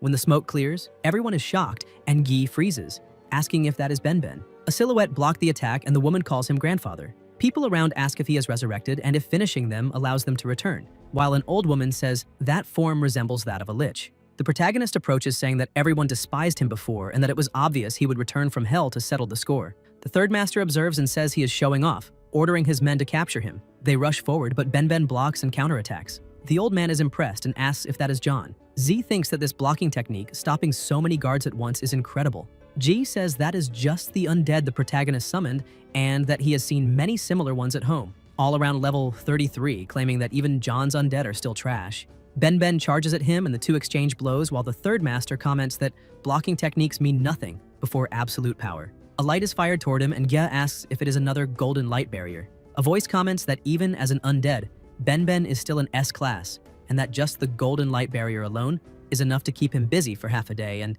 if they all attack together, they will drain his energy fast. The third master watches the undead fighting his soldiers and says that this is only a temporary problem, stating that summoned creatures are easily dealt with by eliminating the summoner, as everything will vanish. Ja approaches using his power, thinking he possesses high-class treasures his grandfather gave him, and believing he can handle this, until someone moves quickly and cuts him. The third master tries to attack with the draining claw, but no longer sees his opponent and wonders if he disappeared, until the protagonist drives his sword into his back. The pressure rises so intensely that Yoon is forced to retreat. John draws his own sword and charges together with Che, cutting the enemy again while Gae calls them trash. The protagonist moves his blade swiftly, cutting the opponent over and over, and amid the strikes, the third master loses one of his hands and orders the priest to heal him. Yoon approaches, but when Gae tries to hit him, Che vanishes and backs away, asking what is wrong and whether he is afraid. The third master screams demanding healing, but the priest beside him is nearly at his limit. The undead have eliminated most of the soldiers, and the protagonist asks if he still thinks his undead are as weak as the ones he saw at his house, saying that with a legendary skill buff, they are far beyond what those guards could withstand, a power obtained from a wandering lord. Ge smiles and tries to run, but a gigantic sword appears in front of him, blocking his path. The third master tries to escape in another direction, but also finds the way sealed. Echoing noises ring out as multiple giant swords begin to surround him. Yoon approaches and uses his sword guard skill, Absolute Sword Formation and Absolute Sword Shield Formation, stating that no one below S-Class has ever escaped from it, and that he can try again if he wants. G raises an item and tells him not to come closer, revealing a Void Bomb, saying his grandfather gave him that S-Class item, and that if it explodes along with his level and HP, it will certainly kill him.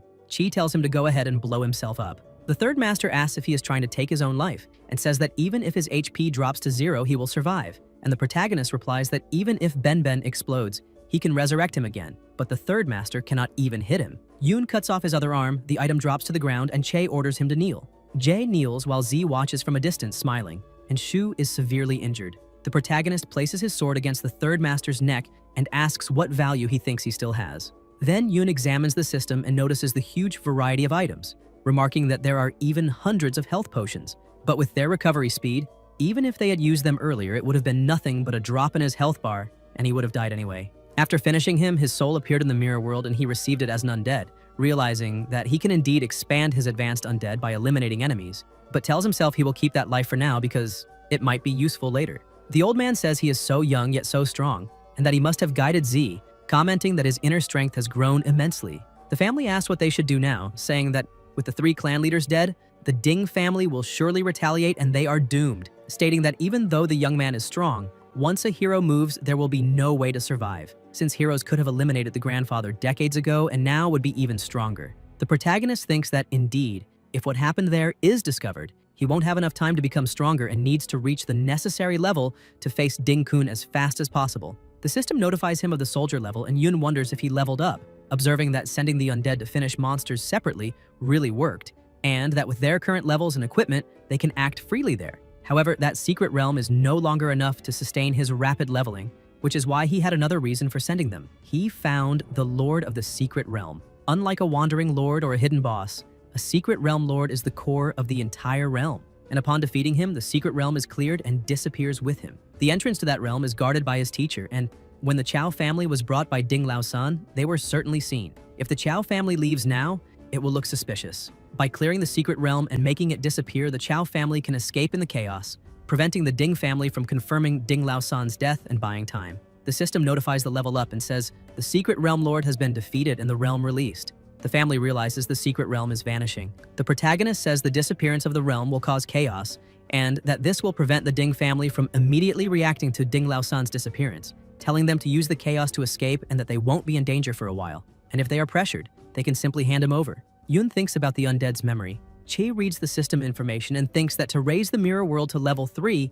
he needs to eliminate secret realm lords. The latest update strengthened him immensely, and if he levels up again, he may quickly close the gap between himself and Ding-kun. The private secret realm of a rich man appears ahead and the knight asks if they really need to be so serious, commenting that no one would dare enter a private secret realm and that they could simply play cards outside. A light flashes, and the knight looks back saying he feels as if someone is right behind him, wondering if it is just an illusion. The protagonist thinks that civilian guards rarely go past level 30-something, and that these private secret realms are practically undefended for him. He is almost there, about to eliminate Ding-kun, but before that he needs to restrain himself and remain calm, because keeping calm means making fewer mistakes. Yoon eliminates several monsters and his experience increases countless times. In the news, it is reported that destroyers of realms have recently appeared, secretly and maliciously clearing several private realms, causing the public security department to take the case seriously and send high-ranking officials to investigate. The person reading the newspaper asks if that was Yoon's doing, and it is the old man who says that with so many realms suddenly being cleared,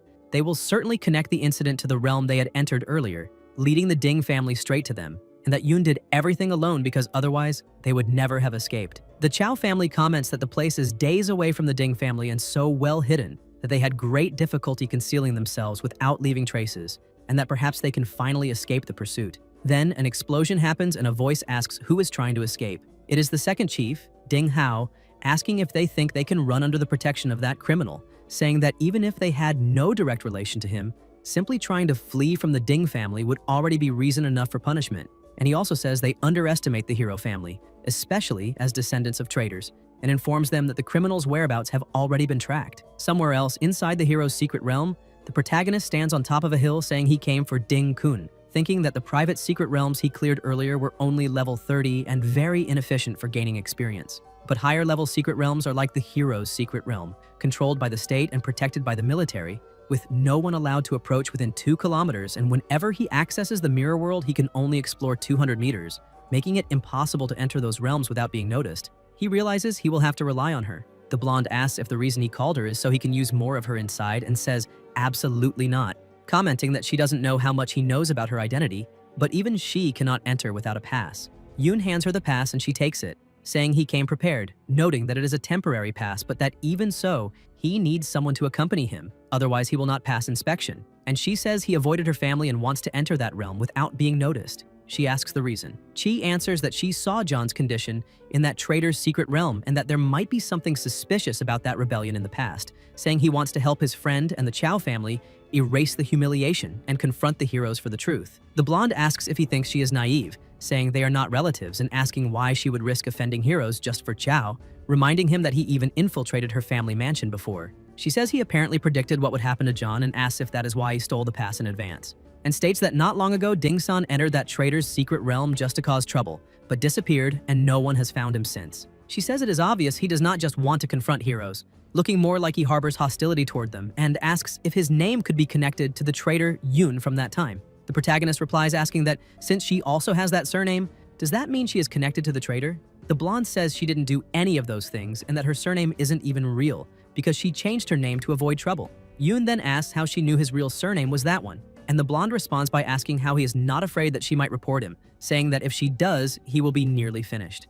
Chi looks at her for a moment and says he believes she will not do that. The protagonist says he believes her, remembering that she risked her own life in the secret realm to protect students and would not side with the Ding family. He hands her a diary stolen by the Ding family and tells her to read it, showing that the descendants of the hero Ding committed countless crimes, using their heroic status to intimidate men and women, and committing all sorts of vile acts. The blonde asks if all of this is just because of that and says he miscalculated, stating that she doesn't care about that content, but she thought he was someone calm, and yet he easily places his life in the hands of others, calling him naive and asking if he has never experienced betrayal. Yoon smiles. The blonde tries to keep talking, but Che interrupts her and asks what the problem is if he has never experienced that, saying it doesn't mean he cannot trust others, and that he prefers to believe that people's true nature is not evil. The blonde thinks he truly doesn't look like someone with good intentions, and says that if he really trusts her that much, then he must accompany her so he can see whether she will betray him and sell him along the way. She walks with her head down, thinking she never imagined that even now someone would still trust her as if she were a good person.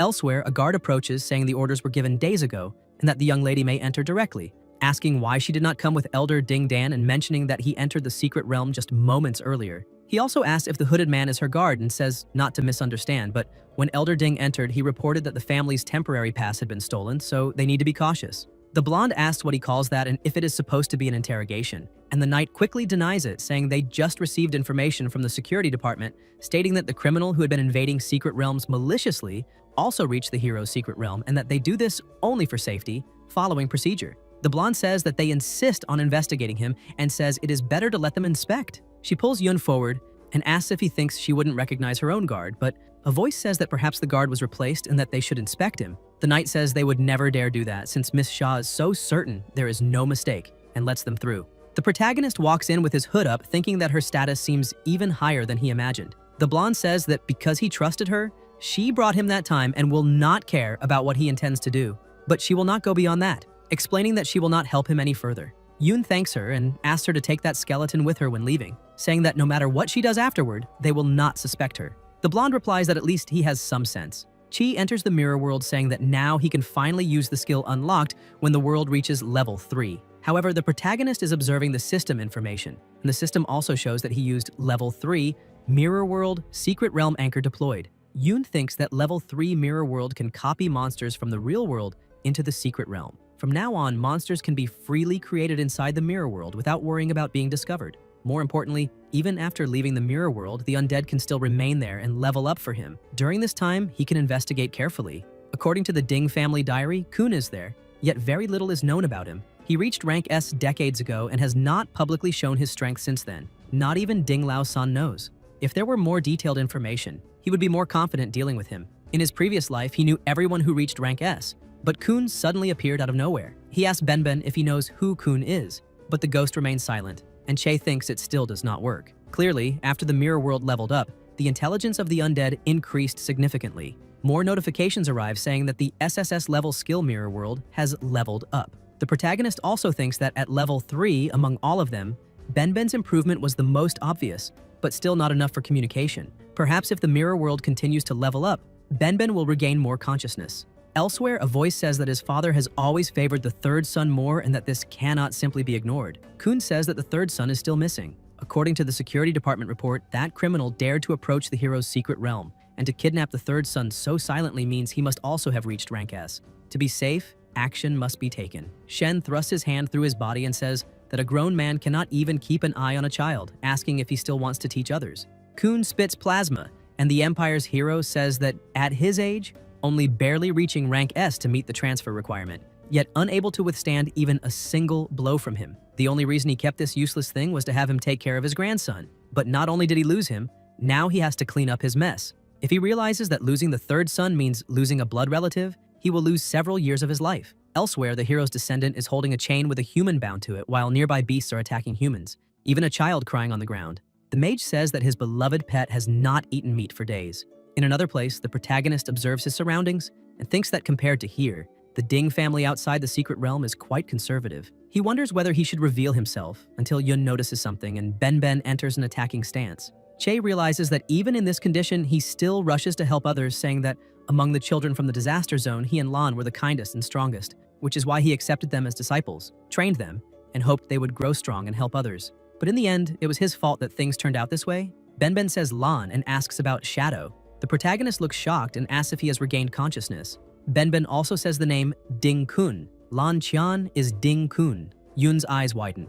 Elsewhere, Kun collapses onto the ground. The Empire's hero wipes plasma from his arm and asks about Che, wondering if he is using such a similar name to provoke him, saying he never expected to hear that name again after so many years and that he will go see who dares act on his behalf. In another place, the descendant strokes the chins of the orcs and says they are good, mentioning that he has been busy taking care of other pets recently and that they must be very hungry. He gestures forward at the captives, the child crying desperately, and says he is bored of these toys and they can all be eaten. Without hesitation, the orcs charge, one heading straight for the child, but it is cut into several pieces by the protagonist, who is filled with killing intent while thinking about how Lan Qian could be Ding Kun. The mage asks if he is an intruder and whether he has the courage to invade a hero's territory. Yun wonders how this could be and whether it was Ding Kun who taught such scum, remembering how he once told the children that because of the extraordinary power of professionals, this was no longer the age of knights.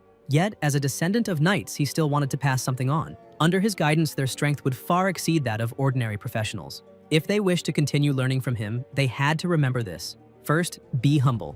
There is no essential difference between people. Remain polite and respectful to everyone. The children argue, the protagonist approaches with a book and says it is extra payment, telling them that if they remember this feeling, they will not become so arrogant. In the present, the orcs continue to be cut down. The mage counterattacks and questions this power, saying it is impossible because this is level 30 legendary equipment. The system notifies that the accessory, protective barrier necklace, has been destroyed.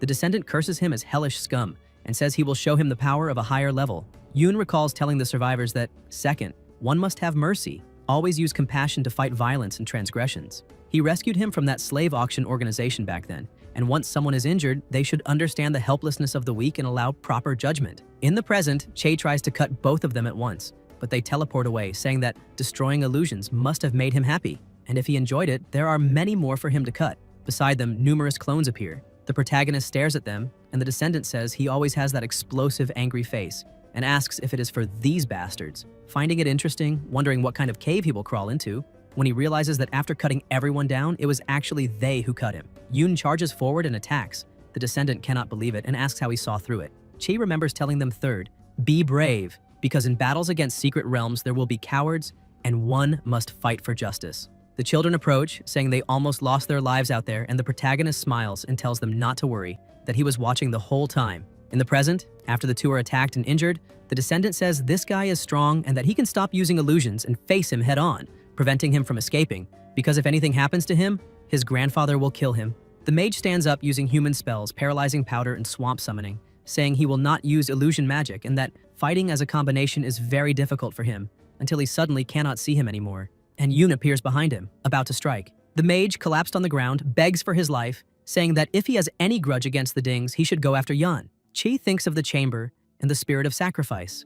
Ben approaches, dragging the descendant, who asks what he is, and Ben replies that he is the grandson of a hero. The descendant threatens that if he touches him, he will ensure his entire family dies miserably. The mage is turned into a ghost. The descendant is horrified and asks what he did to him, and the protagonist thinks that fifth, one must be honest, sixth, be just, seventh, honor, and eighth, soul.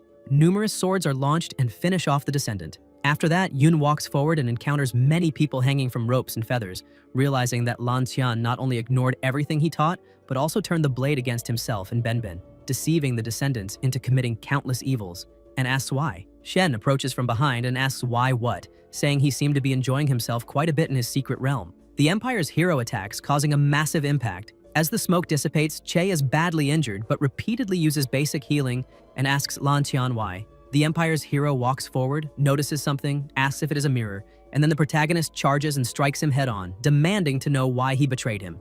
The opponent's armor shatters and Lan Xian comments that he actually managed to break the defense, saying that his speed and power were anything but normal. The protagonist faces the adversary, says his name, and wants to understand why he betrayed himself, but Lan only repeats the word betrayal and says that now he calls him Yoon instead of the old name, questioning if that old man sent him.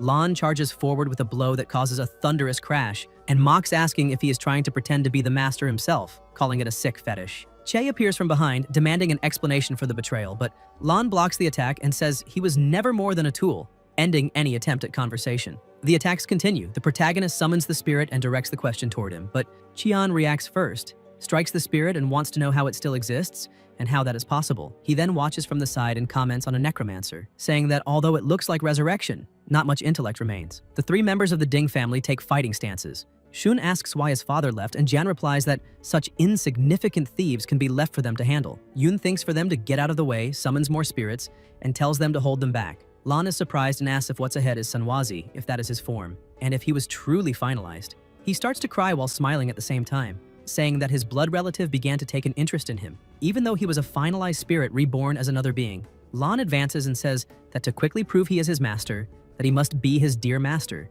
telling him to ask anything he wants because he will tell everything and cannot hide anything from himself. The protagonist says that back then, even locked in a cage, he could still help others, and asks how things ended up like this.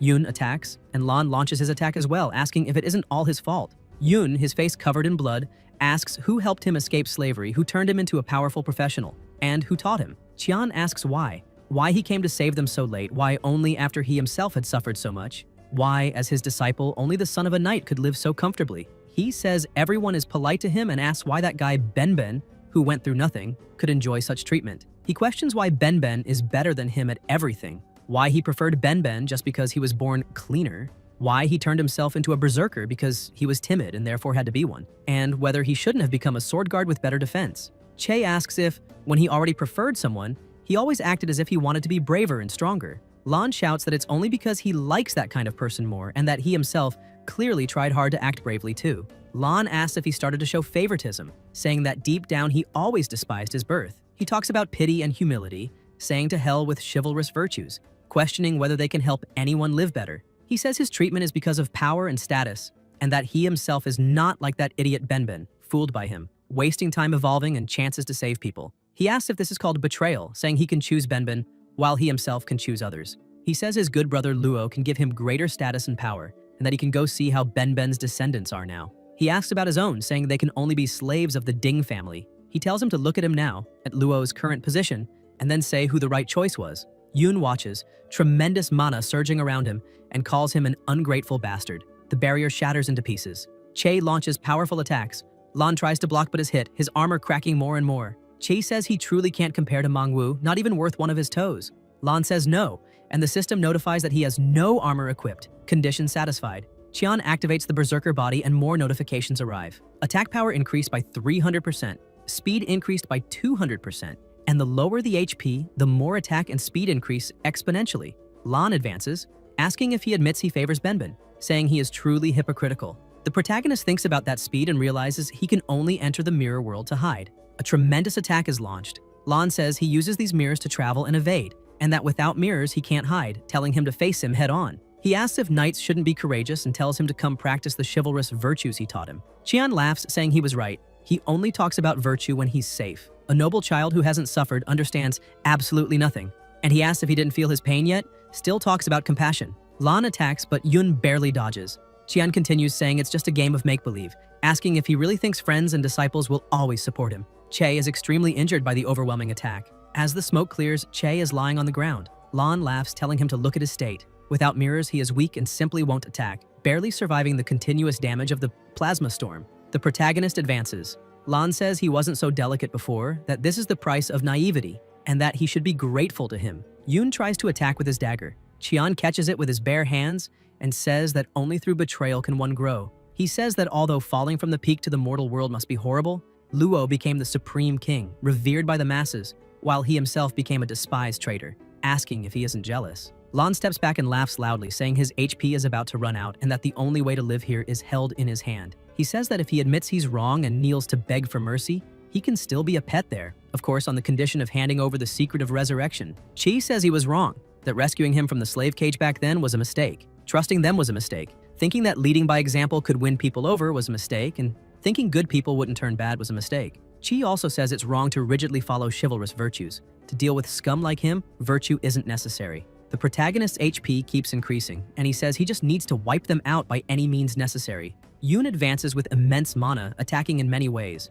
Lan says this is how it should be. Qian advances, saying he thought he learned dual-wield specialization, but it turns out he's just holding two swords and attacking recklessly. Using unfamiliar combat methods in real battle is equivalent to courting death, until Lan notices something. Che strikes him in the back. Qian wonders how that's possible, since all the mirrors were destroyed. Lan realizes it's plasma, not mirrors.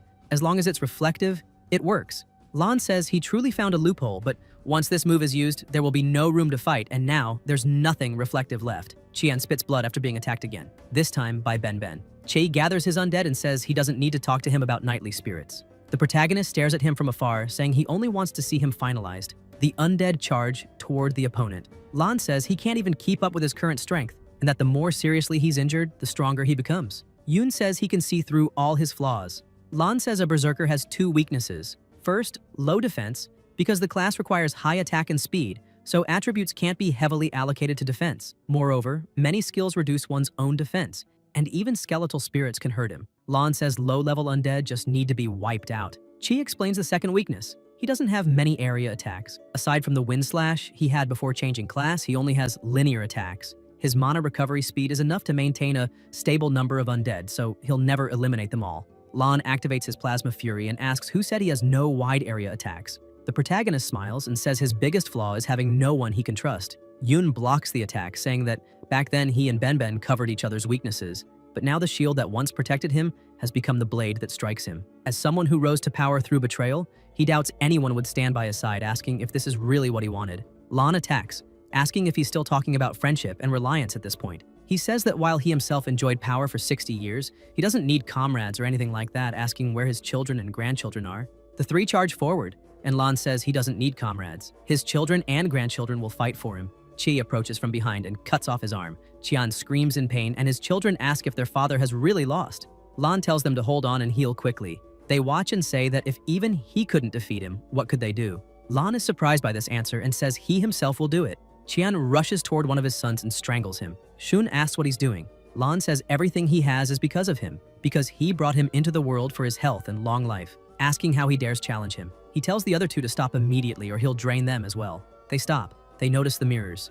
Undead begin to approach, and massive explosions erupt. Lan screams loudly as he's struck by extremely powerful attacks. Everything around is destroyed, yet Lan is still standing, visibly relieved, asking where he went. The protagonist is right there and says his inside doesn't match his appearance, that he's still an old man, and tells him to enjoy the family reunion.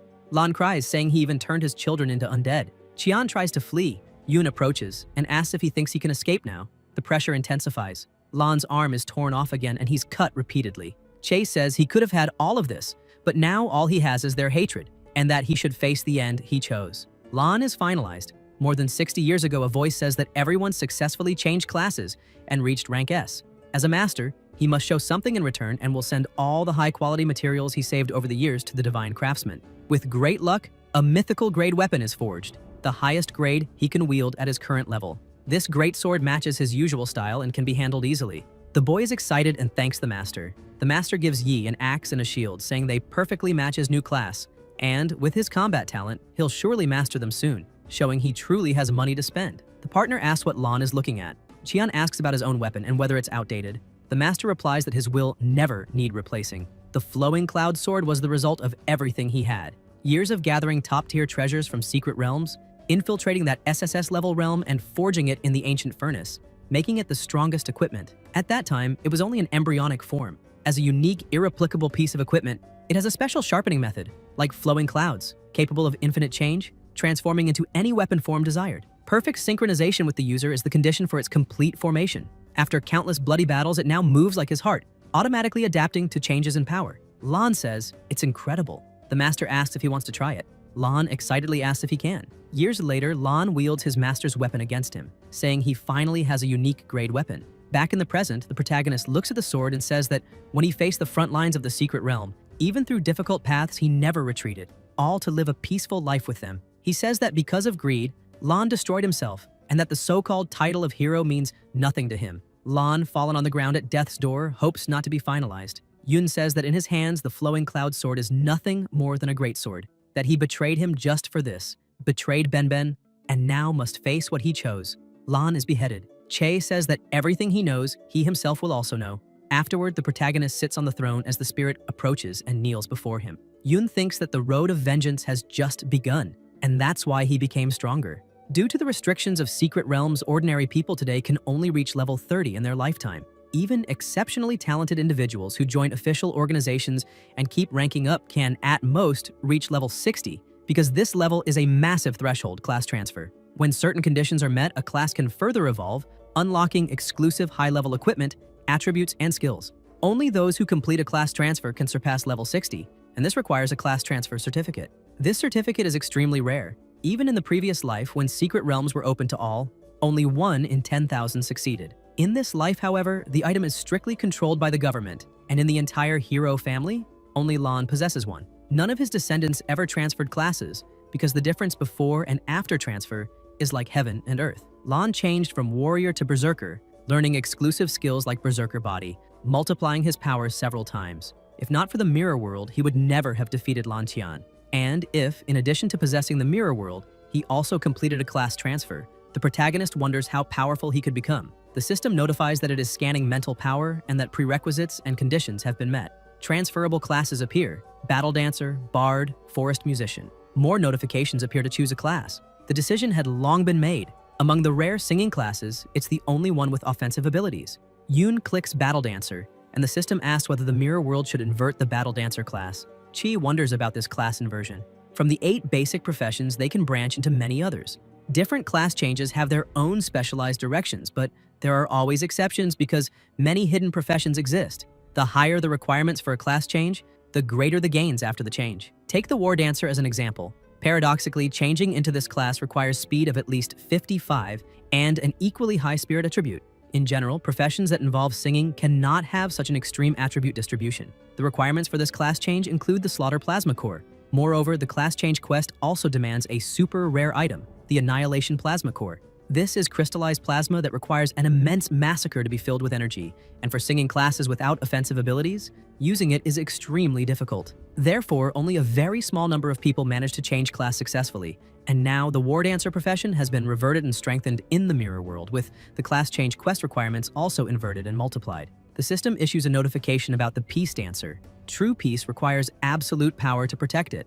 In the profession's history, peace dancers are not mere healers, but enemies who use elegant dance movements and sacred staffs with bells. They believe that only by instilling fear in the enemy can war be ended, and thus their dances can be songs of healing or laments of destruction. The requirement for this class change is the Life Nursery. The protagonist says these requirements are a bit exaggerated and asks what the principle behind the mirror inversion is, since inverted requirements should at the very least be on par with the Annihilation Plasma Core. More notifications arrive stating that it is a treasure capable of continuously producing potions that completely restore health. Yoon thinks that each unit of the Life Nursery is fiercely contested by high-level professionals and that, with it, a professional team might not even need a healer. Chase stands up and continues thinking that with such high demands, this profession must be extremely strong after the change. In the mirror world, he had imagined that mirror skill enhancements would be a slow process of refinement and unlocking, and this mirror world is 88. The Orc Chieftain, a copy, approaches, and the protagonist thinks that after level 3, the mirror world contains not only ordinary monsters but also secret realm lords. Souls also seem more numerous than they initially appeared. The level has been increased by 2, and moreover, even class changes can be reverted, allowing the functions of each level to be explored in greater detail. Yoon leaves the mirror world and says it is time to go. A very strong light is emitted, and the system notifies that the level has been increased by 2, that a legendary piece of equipment has been obtained. The Necklace of the Great Fang, that the Secret Realm Lord has been defeated, that the Secret Realm strategy has been completed, and it also displays the character's information. The Secret Realm dissipates. People watch and wonder whether everything disappeared all of a sudden, questioning what is going on and what the heroes are doing. Someone asks whether the hero family is facing some kind of crisis, until a voice orders everyone to obey and go inside. Then people notice something and ask whether Dingjian has been eliminated.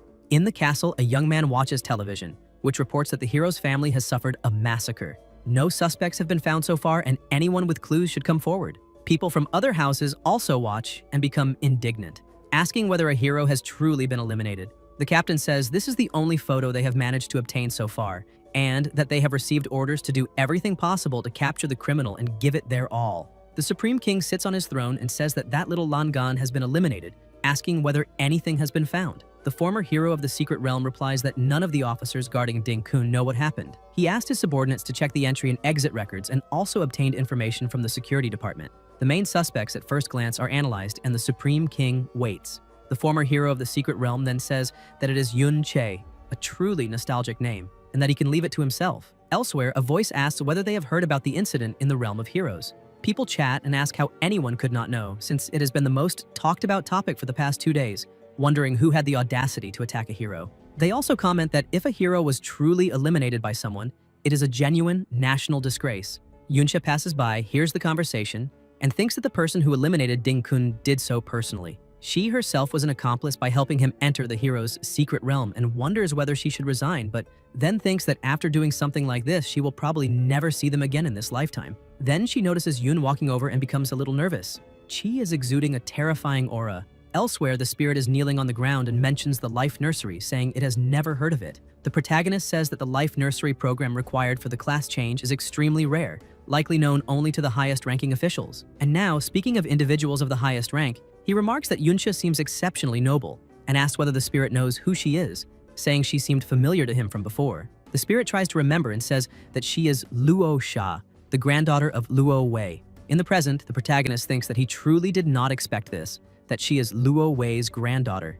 Yunsha keeps looking at him nervously while Yun stares back at her, until several people approach him, very excited that he has come to the academy. They ask whether he expended a lot of energy defeating the Wandering Lord and whether that is why he rested over the past few days, saying that thanks to him, they managed to survive under the Wandering Lord's rule because he was far too strong. They had already lost hope back then, and now they were finally waiting for him at the academy, needing to thank him properly, and moreover, it seems the academy also wants to reward him. However, since he is at the academy, the Ding family may come looking for him.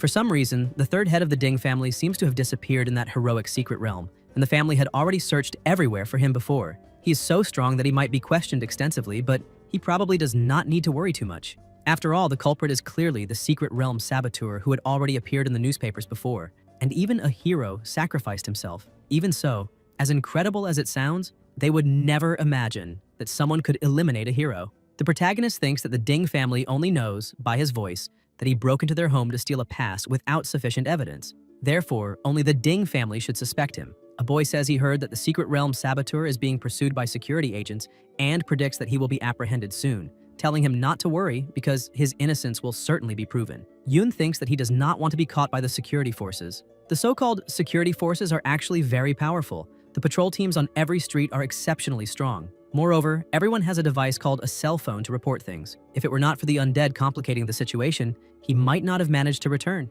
And this place is full of students, so he would not easily reveal himself by passing as Yoon Chae. Most importantly, he can learn about this era at the academy without arousing suspicion. The bald man says that in the end, the fault lies entirely with the secret realm saboteur. If it were not for him, they would not be suspects. And the Ding family is also a victim. A hero was truly eliminated. That person is truly beyond redemption. And no matter how terrible things were, they should not have attacked that hero. Chae thinks that they grew up learning about Hero Kun as promoted by Luo Wei, and that even if he had been eliminated, it would be difficult to change people's perceptions. A young man asks whether they have heard that this particular hero is not as written in the books. People say that is unbelievable until a girl approaches and says she heard it too, asking whether they do not believe her and stating that she has the video. Someone secretly filmed the scene when the hero's secret realm dissipated. Everyone inside was in that state, exhausted and badly injured. It appears that all of them had been enslaved and abused by the Ding family for a long time. People watch and say that it is very tragic. The protagonist looks closely and wonders whether things will change after all. People begin to question whether it is real or not, where it was obtained, and if there were troops guarding the place, how it leaked. Others say it is fake, that it is a smear campaign by someone with ulterior motives, deliberately slandering the hero. Yooncha says that it is true that she was invited recently and that what they see in the video is only a small part of it. This is no secret to the big shots. People say that even she has confirmed it and ask whether it is true, whether something like this really happened. Yooncha pulls Yoon, and everyone stares in surprise. She takes him to a place where the two are alone and asks why he came back, whether he is not afraid of being investigated by the security agents, whether he thinks only the guards will cause him trouble, and says that he eliminated a hero, asking if he's not afraid that she might report him. Chi replies that he already said this before and believes her nature is not bad. Yooncha says that considering the evils of the heroic family, it is better that they were eliminated, and that this means he now owes her another favor. The protagonist tells her not to worry and says he has noted everything she said. Yoon thinks that she is Luo Sha, the granddaughter of Luo Wei, and wonders why she helped him enter the hero's secret realm. If she disapproves of the Ding family's actions, then what exactly is her relationship with Luo Wei? And to eliminate him, deceiving and using Luo Sha could be a good strategy. He decides to focus on the first immediate objective and asks whether she knows about life nurseries. Yooncha answers that this is what produces life essence. Chae says that the director, that old man, has one. The protagonist enters the mirror world and says that the old man collected a sapling of the world tree which he values greatly, and that among all the life nursery networks he knows, he did everything possible to acquire resources and come to water the precious sapling since there are many life nurseries. A light is emitted. Yoon retreats in alarm and says that all the items are sealed by the director's magic matrix. Originally, he planned to directly obtain the copy of the life nest through the mirror world, but he did not expect the magic matrix to be activated within the mirror world itself, although he was already familiar with sealing magic matrices from his previous life. This set shows many differences from the past. There are many novelties of this era, and he wonders whether these can be called machines.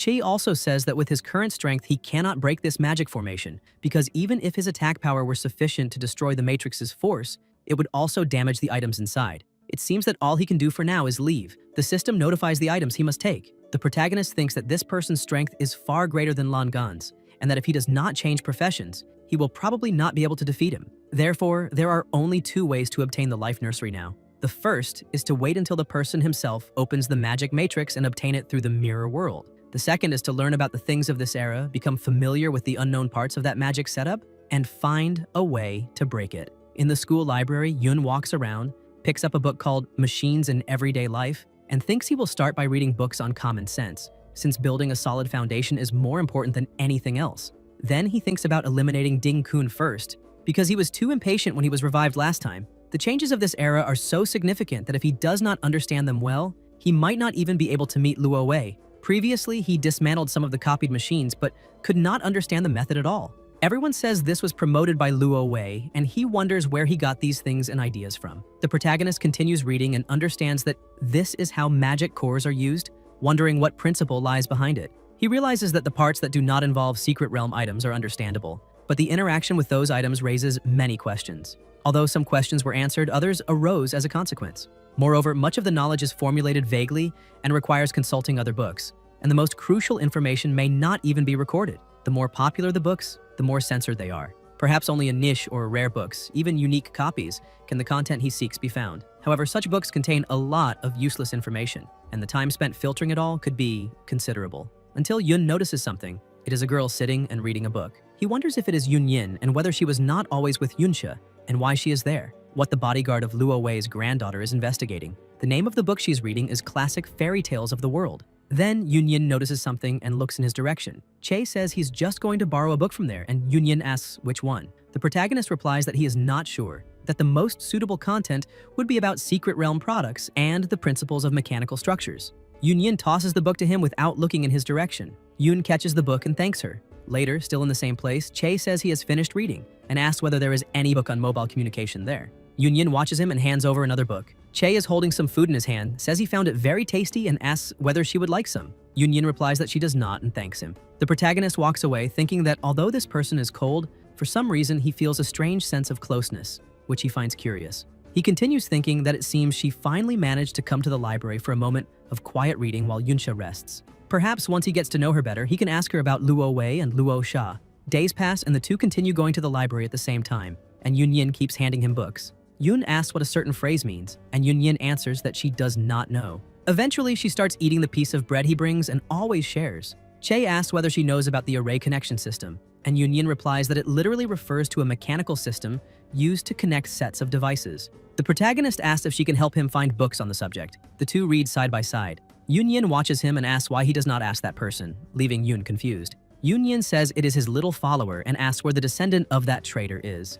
In the Ding family's inner residence, the main master and the second master are together looking at a photo. They say they are being threatened with Shu and ask what they want, commenting that they have only received a photo and no response for so many days. The main master asks whether Yun Che sent this. The second master says he had worked with Chao Ji from the Chao family before, and asks whether this has anything to do with the Chao family member they captured. He wonders whether it was Yun Che, recalling that he also eliminated the hero's grandfather, and says that if he has the strength to eliminate his own grandfather, then why the security forces have not arrested him yet, if they do not care about what is said. They declare that they are a family of heroes, and that even if the grandfather has been eliminated, that will not change. Then, a soldier opens the door and says that Chao Ji of the Chao family has returned to the academy. Elsewhere, someone is standing while everyone looks at him and asks whether this is Chao Ji, that member of the Chao family, and what he is planning. They say that seeing a hero eliminated, he is coming to stir up trouble and assert that although there are some negative rumors about the hero, he is a traitor. Chao says that when the hero's secret realm dissipated earlier,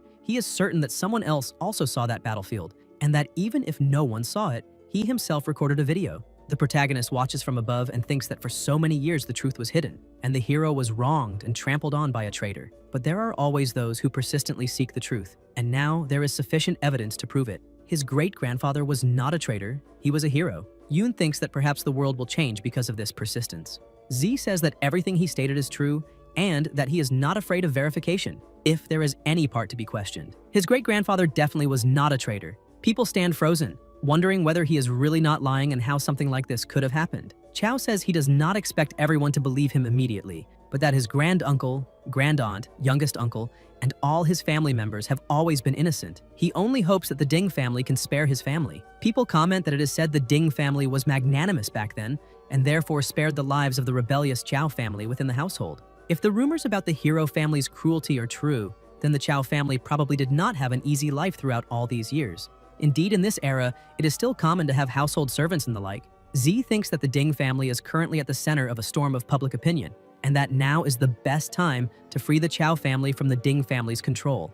Although Shu is under control and the safety of his uncle and everyone else should be guaranteed, it's better to rescue them as soon as possible. It would not be good for Yun Che to help them directly. The head of security approaches and says that he must be Yun, introducing himself as someone from the security department. They now suspect that he is involved in the hero's secret realm incident and lead him away for an investigation, demanding his cooperation. The head of security says that he is male, 17 years old, from East Wangchung City. His parents lost their lives when he was 11, victims of a disaster in a new secret realm. Since then, he has lived alone, relying on an inheritance, with a solitary personality, always ranked among the last in the Academy's combat performance rankings. This is the old record, and he seems to have been different lately. In that heroic secret realm, he fought alone against countless wandering species and eliminated the Wandering Lord. After that, he and the third head of the Ding family disappeared simultaneously for a period of time. He only reappeared after something happened in the hero's secret realm. The chief asks how his strength suddenly increased to that extent, where he was during that period, and what he was doing.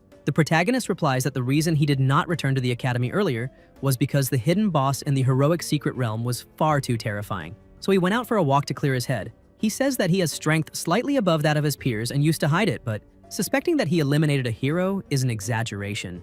At his age, he has not even changed professions, so how could he possibly eliminate a hero who is, at the very least, a transcendent? And why would he do something like that when he has no motive at all? The head of security says that an ordinary student indeed would not have the motivation or strength to do such things, but he has heard that there are transcendent individuals in the world who possess abilities to disguise themselves as other people and asks who he really is.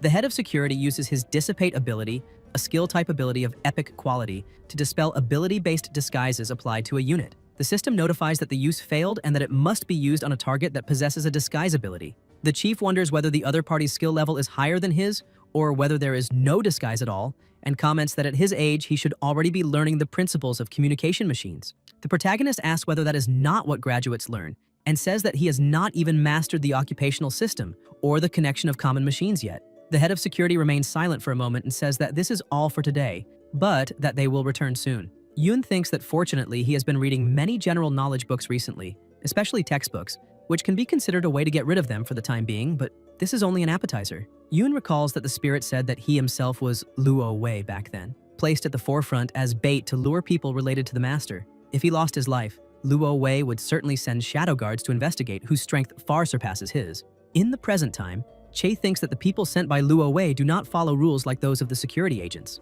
If he does not change professions, the risk is very great, but that director only stays at the academy for 1 hour a day, and he has never seen him enter the vault. Not to mention the situation of activating the magic matrix, relying solely on the mirror world to obtain the life nursery, will probably not work in a short time. The head of security says that the results of the investigation are as follows. The main suspects now are Yun Che and Princess Luo Sha. A hooded young man says that Princess Luo Sha is certainly not a possibility, but that this Yun Yin, who has always been by her side, is another matter, since she is a descendant of the rebel family. And this Yun Che, also surnamed Yun, is indeed very suspicious. He tells them to keep an eye on this Yun Che and that if anything unusual happens, he authorizes eliminating him directly. The protagonist realizes something. He thinks about surveillance and realizes that he will need to maintain his disguise from now on. Yun enters a restaurant and begins to eat, thinking that this time he did not buy meat-filled bread. He chose the same dish as everyone else, yet it is still exceptionally delicious. In his past life, most of the time he ate outdoors and slept on the streets. Moreover, in disaster situations, food was scarce, only enough to feel full, and he wonders how such exquisite and tasty food can exist. Then, students nearby comment that the food is bad. A boy sits beside him and says that it is awful, asking how he can eat so happily, and whether he does not feel disgusted. Che continues eating and replies that he is hungry. They say they have not yet had the chance to thank him and invite him to go to Garibaldo's bar. Chi wonders about a bar and thinks that it is perfect, since this kind of place is very convenient for gathering all kinds of information. Moreover, someone familiar with modern arrangements might even discover other life nurseries, so he agrees. They arrive at the bar. The protagonist stands still, observing his surroundings. His companions order drinks and say that he must try the Difference Engine Dream. They claim they have only tasted it once and that the flavor is incredibly intense. Yoon thinks that the changes are far greater than he imagined and that there is not the slightest possibility of finding information about the life nursery there. Che steps outside and wonders what he's doing. He thinks that secret realms are controlled, that ordinary people are at most around level 30, and questions how there could be any useful information for common people in a place like that. Then, elsewhere, the protagonist walks silently with his head lowered until he enters a place and immediately comes across a book. Yun opens it and realizes he is in a library. Che continues walking between the shelves, searching for books. While he searches, Yunyin asks which book he's looking for. The protagonist looks at her, and Yunyin hands him a book, saying she found the volume on matrix machines that he had asked about earlier, and that it was written by the school's director himself. Yun takes the book and thanks her.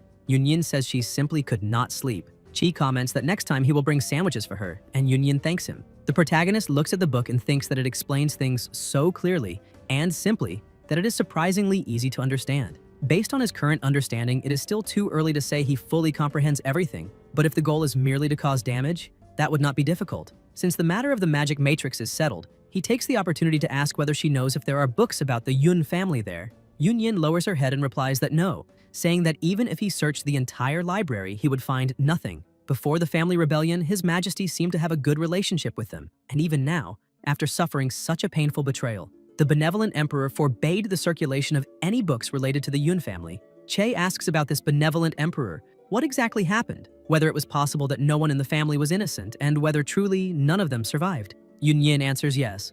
The protagonist recalls the spirit saying that there was not a single innocent person, that all of them lost their lives. Luo Wei personally led the Shadow Guards into action. Luo Wei and the Yun family were close. He easily gained their trust and then launched a surprise attack to eliminate the most powerful patriarch of the family. Not only the Yun family members, but also the guards, the servants, and even the servants' children. No one was spared. All were devastated and then massacred. After the master was eliminated, Luo Wei spread accusations of rebellion to remove any risk, and it was ordered that anyone with blood ties to the Yun family be eliminated. In the present, Che holds a sword in his hand. In the mirror world, inside the director's vault, he swings the sword several times in rapid succession. The system notifies that the magic matrix has been broken, and the protagonist remembers when he was young and broke a piece of wood telling Luo Wei to stop, because if he kept practicing like that, they would not have enough training dummies.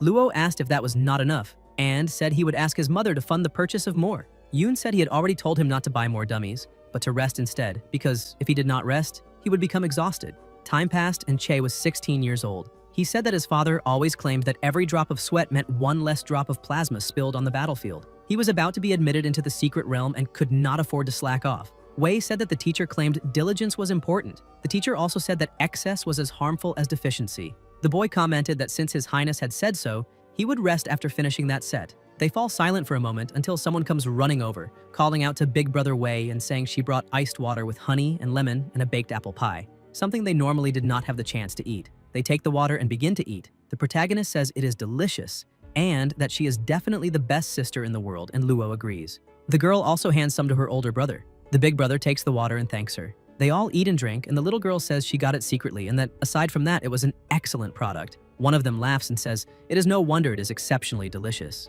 They laugh together. In the present, Yun thinks that back then he had little interest in secret realms or knights, and only wanted to live happily ever after with his family and friends. But not everyone thought the same way, and even after all these years, he cannot understand Luo Wei, wondering how he managed to destroy him so easily, and whether all of this was truly for the sake of the Empire's stability. The system notifies that the class change has been successfully completed to Peace Dancer, with healing mode activated. Che walks on until someone calls out to him. It is Yunsha, who asks whether he does not owe her favors and says she is begging him to help save Yunyin, because the Shadow Guards are going to eliminate her. The protagonist's eyes widen as he asks why the Shadow Guards would attack her and whether she did not take part in the hero's secret realm incident. Luo Sha, crying, answers that it is because Yun Yin is a descendant of the rebellious Yun family, and that, for this reason, the Shadow Guards have made her the primary suspect in the hero's secret realm incident. They directly stormed her mansion to arrest her. Even if she herself proved that she was not present when the hero lost his life, it would be useless because he did not care in the slightest. She contacted everyone who might be able to help and tried every possible method, but everything was futile and she does not know how to save her. Che asks where they are now, and Luo Sha replies that she will open a path for him. The protagonist says she will be responsible for support, as it is more convenient for him to act alone. Yun exits the mirror world and looks at a screen, and asks whether Yun Yin really is a descendant of the Yun family, and if the Yun family was not completely exterminated by Luo Wei, how she managed to survive until now. Luo Sha answers that, as far as she knows, the Yun family had an illegitimate child who lived outside the family at that time. An illegitimate child. The protagonist thinks that his father was extremely strict with himself and valued his reputation too much, making it impossible for him to have had an affair, and wonders whether she could be a descendant of the elder brother. Luo Sha says that as for that child, the king, out of benevolence or old affection, did not eliminate her. She was kept near the palace and raised there, but never left the small mansion where she was brought up throughout her entire life. She did not even know who the father of her own child was and eventually took her own life. Yun Yin is the daughter of that illegitimate child and after that continued living in that small mansion. Yun asks how she managed to leave there and why she became a guard. Luo Sha replies that she does not know if he is aware, but that she herself is actually the daughter of the kingdom's third prince. She was only 7 years old when she met Yun Yin, At that time, she was tired of the complicated etiquette lessons and secretly slipped into a remote wing of the palace, where she saw Yunyin being bullied. The area around the palace was filled with the children of high officials, usually spoiled and arrogant, and Yunyin, as a descendant of a traitor, could be bullied without anyone being held responsible. A boy asked whether the bastard child of a traitor even deserved to read fairy tales, saying it was a joke, and asking whether she even knew how to write the word happiness. Many people saw bullying Yunyin as a way to gain the favor of His Majesty, and therefore went out of their way to humiliate her. The boy mocked her, saying that such books were for noble young ladies, that he was already dirty just from touching it, and that she should drop it immediately, tear it up and burn it. The boys pulled her hair and said that she was holding a tattered book as if it were a treasure. They said they had heard that her mother was insane and that it looked like she would be next, until Yunyin suddenly widened her eyes and bit one of their hands. The boy immediately recoiled, and Yunyin seized the chance to stand up. Luosha says she had seen many people beaten, scolded, and crying, but she had never seen someone with such a desperate look, trying to protect a book that was falling apart. The boy flew into a rage after being bitten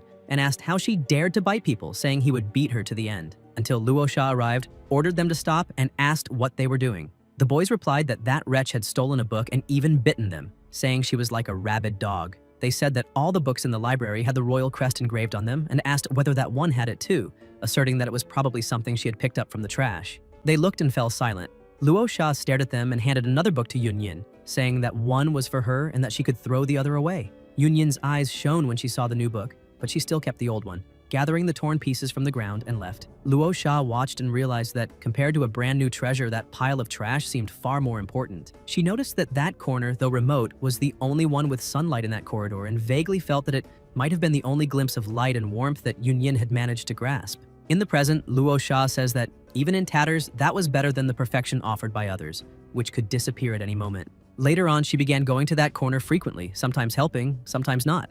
After that, she asked His Majesty to let Yunyin become her personal guard, which helped avoid most of the overt bullying. Even so, the bullying in secret did not decrease. Things only improved after Yunyin hid her identity and came to this academy, but now she has been dragged into it again. The Shadow Guards are His Majesty's direct troops. They act cruelly and without scruples, preferring to capture unjustly rather than release anyone. Not to mention the innocents they massacre without any apparent reason. That is why he must save her, and will do everything within his power to repay this debt. If there is anything else he can help with, she should let him know. The protagonist enters the mirror world and then returns to the real world. Yunyin is covered in plasma, her clothes torn. The hooded young man says she is very stubborn, but tonight his responsibility is to protect her as a prisoner. It will be a long night with countless tortures he can inflict on her.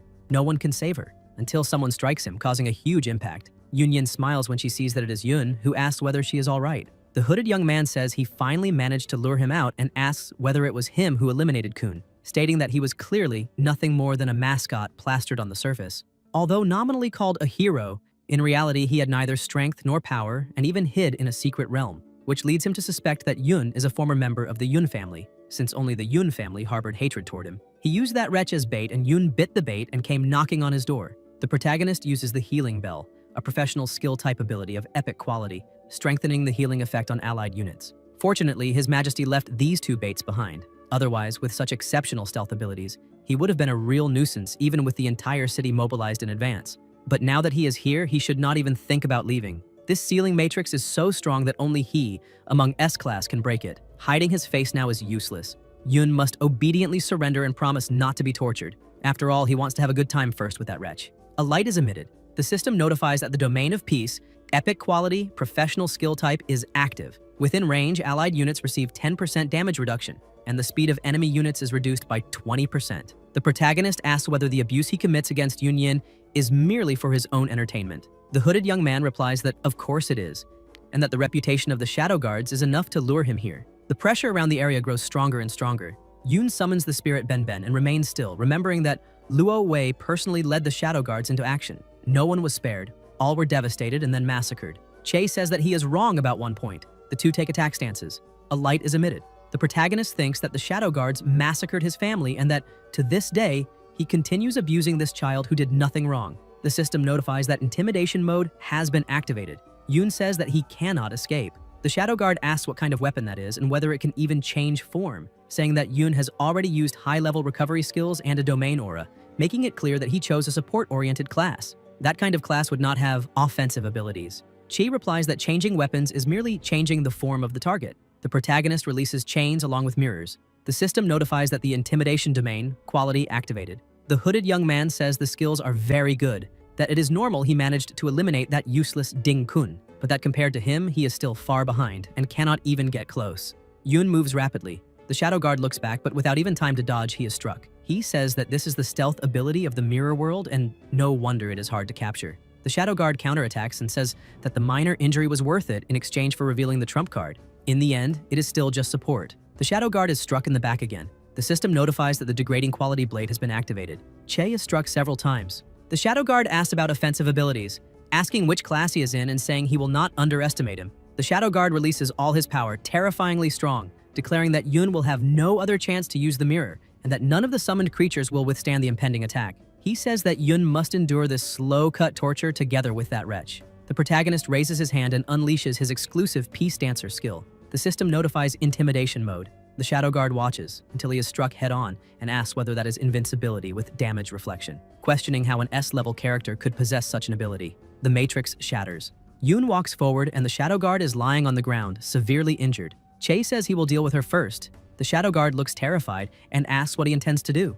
The protagonist replies that he will pay 100-fold for what he has done. The Shadow Guard says that the others are about to arrive, that Yun cannot fight 3 alone, and that there is still time to leave. After all, he is a Shadow Guard of His Majesty, and if Yun dares to do this, he will pay dearly. Yun Yin stares at him and an extremely powerful force is unleashed, causing a tremendous impact. 3 more Shadow Guards approach, saying that he is a traitor and should surrender. The protagonist is confused until his eyes widen. Yun Yin also looks closely, eyes wide, and asks whether he instantly eliminated 3 S-level Shadow Guards. Yun says that Luo Sha has prepared a rendezvous point and a hideout nearby, that she should go first, and that these spirits will protect her as she leaves. He still has some unfinished matters and thinks that he does not know how many have come in total, nor whether he will be able to keep everything hidden after this. Then, still in the same place, Che thinks that the Shadow Guards were the same ones Luo Wei led to massacre the Yun family and asks whether that spirit was present when the Yun family was exterminated, and how many of the Shadow Guards participated in the massacre back then. The spirit replies that it was present. There were 5 shadows.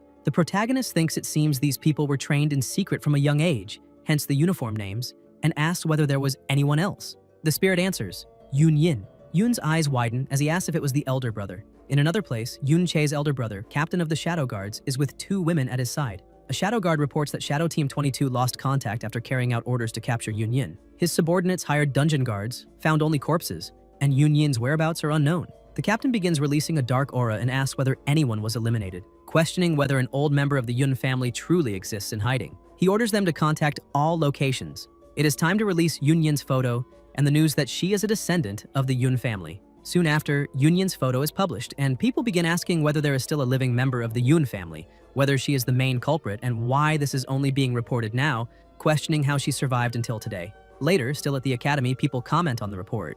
One boy says it seems fake, but the official reports have already been released. The companion beside him asks that even if it is true, how old she was back then, since what happened at that time was not her fault, saying that, like Chiao, she is actually quite innocent but suffered for many years. The boy agrees but says he can only think that way himself. If he said this to his own family, his grandfather would probably beat him to death with a club. After all, she is a descendant of something absolutely heinous. Throughout the academy, comments spread saying that the Yun family already committed acts like that and still dares to cling to life like larvae, that it is audacious for her to still be alive, and that she should kneel and lose her life before the statue of His Majesty. They say that would be far too easy for her, that she should be tortured until she loses her life. Meanwhile, Yun Yin is hiding, listening to everything. A boy tries to defend her, saying that torture would be excessive, but another boy becomes furious and says that Yun was the greatest traitor in the history of the kingdom, that millions were eliminated because of him back then, and that if it were not for His Majesty, asks whether a brat like that would be there spouting so much nonsense. An elderly woman comments that her parents lost their lives because of him.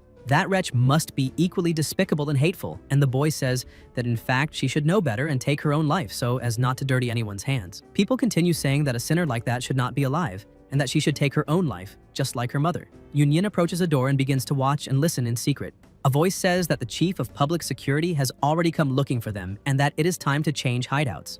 Luo Sha asks how they were discovered and why they were attacked immediately. The protagonist replies that the public security department must have some connection with the Shadow Guards, at least knowing that they were trying to capture Yun Yin. Earlier, people from the public security department were secretly monitoring him. When she came to see him that night, they saw her and then quietly withdrew. After that night, the Shadow Guards lost their lives, and Yunyin went into hiding, which is already enough to arouse suspicion toward him. As for the hero's elimination case, Yunyin's identity is now widely known, so there are many reasons for doubt. Moreover, on the day of the incident, she also brought a hooded person of unknown identity into the hero's secret realm. It is only natural that they would suspect this hooded person to be the hero's eliminator. Therefore, as long as they force him to reveal his true strength, the chain of evidence will appear complete. Fortunately, the director arrived and drove away the chief of public security. Luo Sha agrees and says that if she had not been paying attention to his situation recently with so many soldiers and security officers around, if he had been exposed, he would have lost his life. Chi says he did not expect the director to be her granduncle.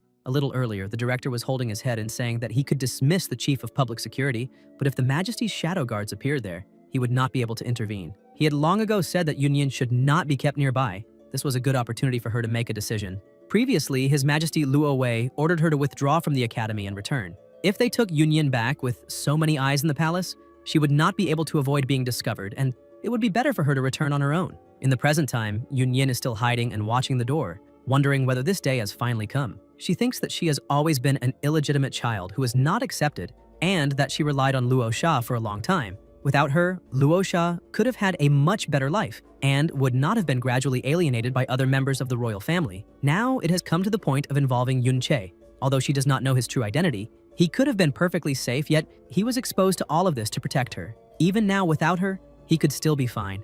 Yunyin remembers her mother who took her own life and thinks that it is time to leave. The protagonist opens the door and calls out to her. Yunyin looks back, and Yun says that they will depart in secret. By chance, he knows a secret realm they can go to, because in a secret realm they can avoid being noticed. Luo Sha agrees and says that she also wanted to suggest that they go together to a secret realm. First, they will assess the current public opinion. After all, he is innocent, and they do not even have conclusive evidence.